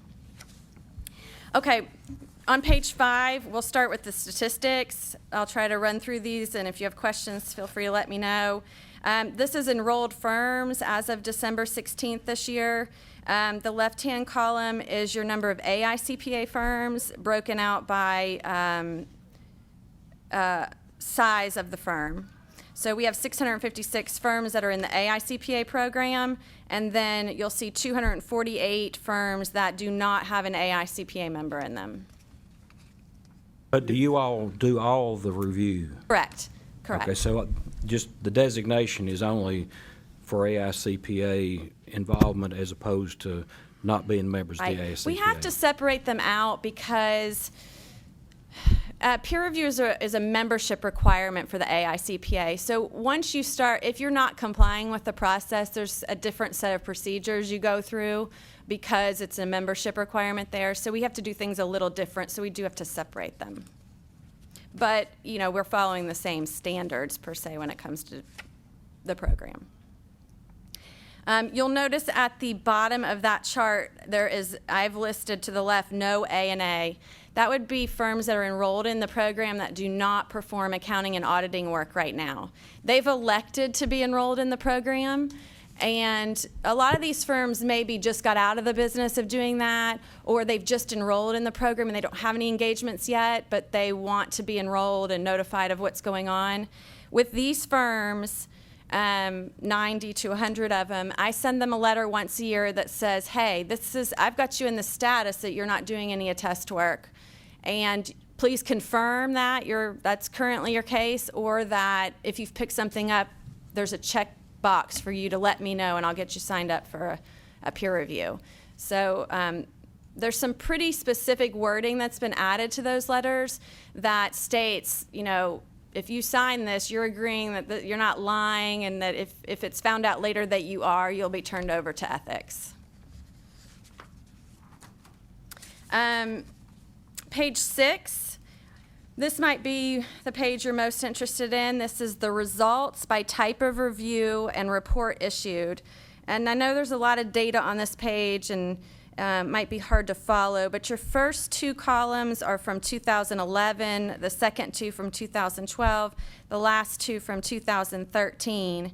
The top section is your system reviews. Those are firms that undergo or that perform audits. The bottom section is for engagement reviews. And if you want to see the most recent data, you're going to look at the last 2 columns. And the first of that, the AICPA peer review program, versus the second column is your non-AICPA members. And you'll see the different designations. You can receive a pass with deficiencies, or fail report. So you'll see that roughly we're at an 81% pass, 13% pass with deficiencies, and a 6% fail as far as the statistics. I do have the AICPA report next to me here that they issued in September.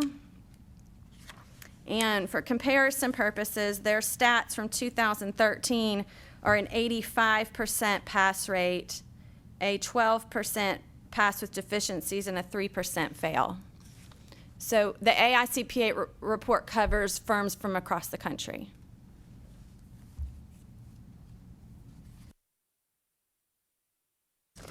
Page 7 talks about the reasons for report modifications. So if a firm receives a pass with deficiencies or fail reports, typically the reason falls into a component of the quality control standards. So this kind of shows you where those fell. So was it a tone at the top issue, or was it ethical problems or engagement performance? You can see here that a majority of ours fall under engagement performance, and then monitoring would be your second category.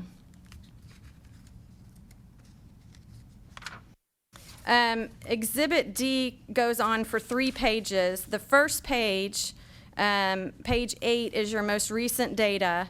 And this is your total number of engagements reviewed in some various high-risk industries and then levels of service. And then it will state out to the right of that how many of those engagements were found to be not performed in accordance with professional standards. So, for example, there were 39 engagements reviewed that were considered ERISA type engagements. 5 of those were considered performed not in conformity with standards. So I will skip 2012, 2011, and jump to page 11. And this page, basically, if a firm receives a pass with deficiencies or fail report, most likely they're going to receive some type of corrective action. And this chart tells you the type of corrective action that is usually requested. So CPE is very common, especially in an engagement review or a first-time offense, if you will.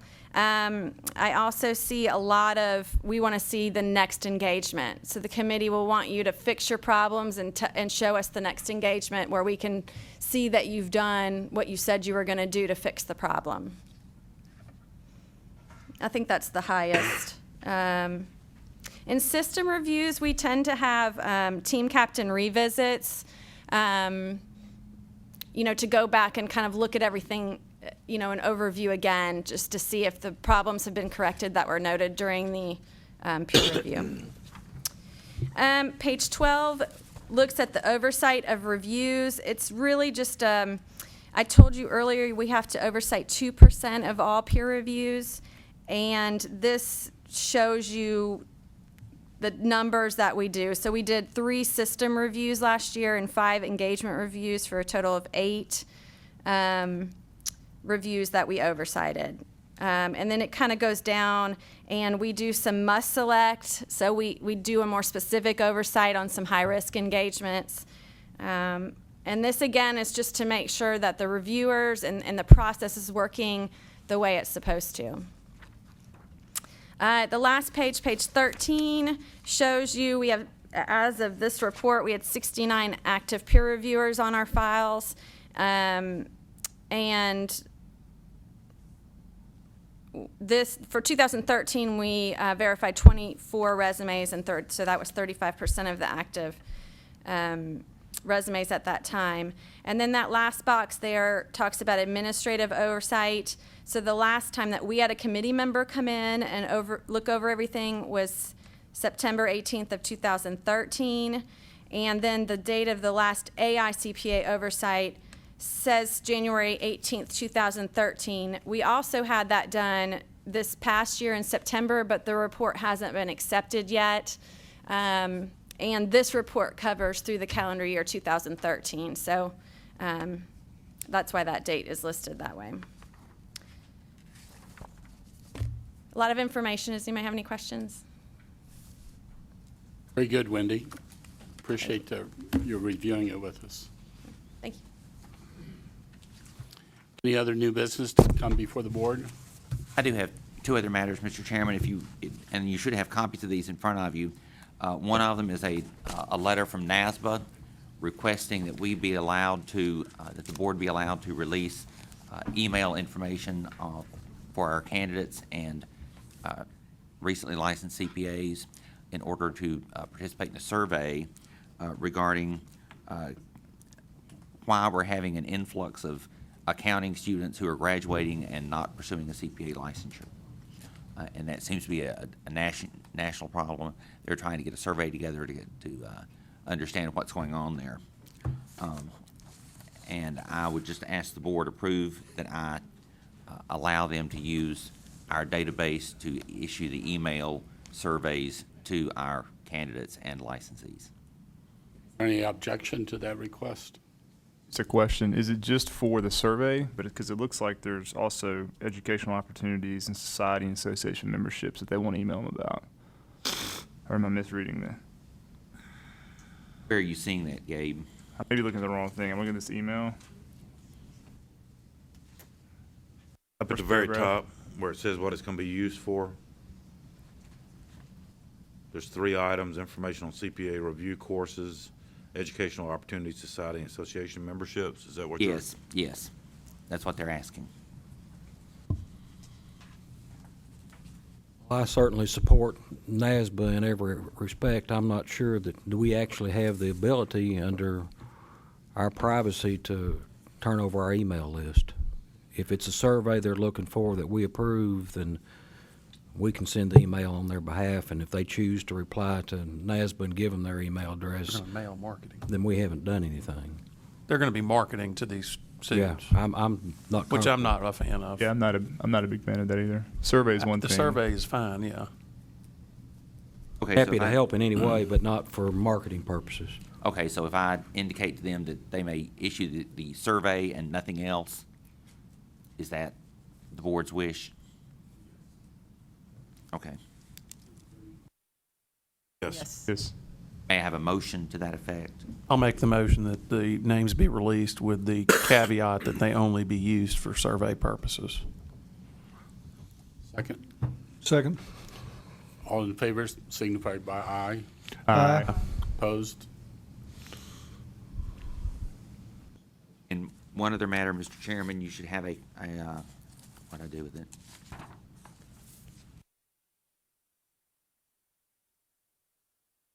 A copy of an email from Lindsay Patterson at the AICPA. This is in regard to state regulatory and legislative affairs. They are asking for comments, a letter of comments on the paper they're putting out, Evolving the CPA Profession's Peer Review Program for the Future, a provocative vision of what practice monitoring could become. So what I'd like, Mr. Chairman, is an ad hoc committee to review this paper, to prepare comments for the board for approval at the next meeting, because these comments are not due until June the 15th.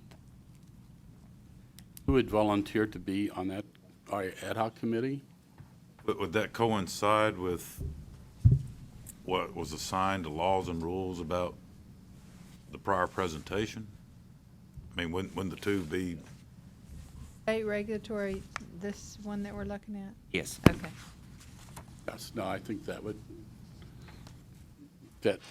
Okay. And You I have just, two- you have two agenda and items. I'm not trying to garner more Oh, work yes, for you you, but I would hate to have two committees that are conflicting with each other, you know? It's, Very good. So we wish to assign this to the Law and Rules Committee? Right. Okay. Then Okay. the Law and Rules Committee will We'll read read this this. and It's Well- just what's here, or is there? oh more? no, there's a paper, Of Charlie. course. Yeah. You're going to send us the paper, right, to the law committee? Yes, ma'am. Okay. You're putting Trey in charge of it, I think, when he Yeah. gets there. No, and you can. Trey didn't yeah, speak up. Have it be, have one of your classes review it. Yeah. Okay. All right. Any other matters? No, sir, not from the staff, as far as I know. Anybody else have anything? Any other business to come before the board? If not, we stand adjourned. That's it. Oh, all right. I'm sorry, what you, Charlene, you had a I was question? just saying, they made me put forth a motion. be a successful tax season. After a really long one, you get Wish you the same. Great, great, thank you. Yes.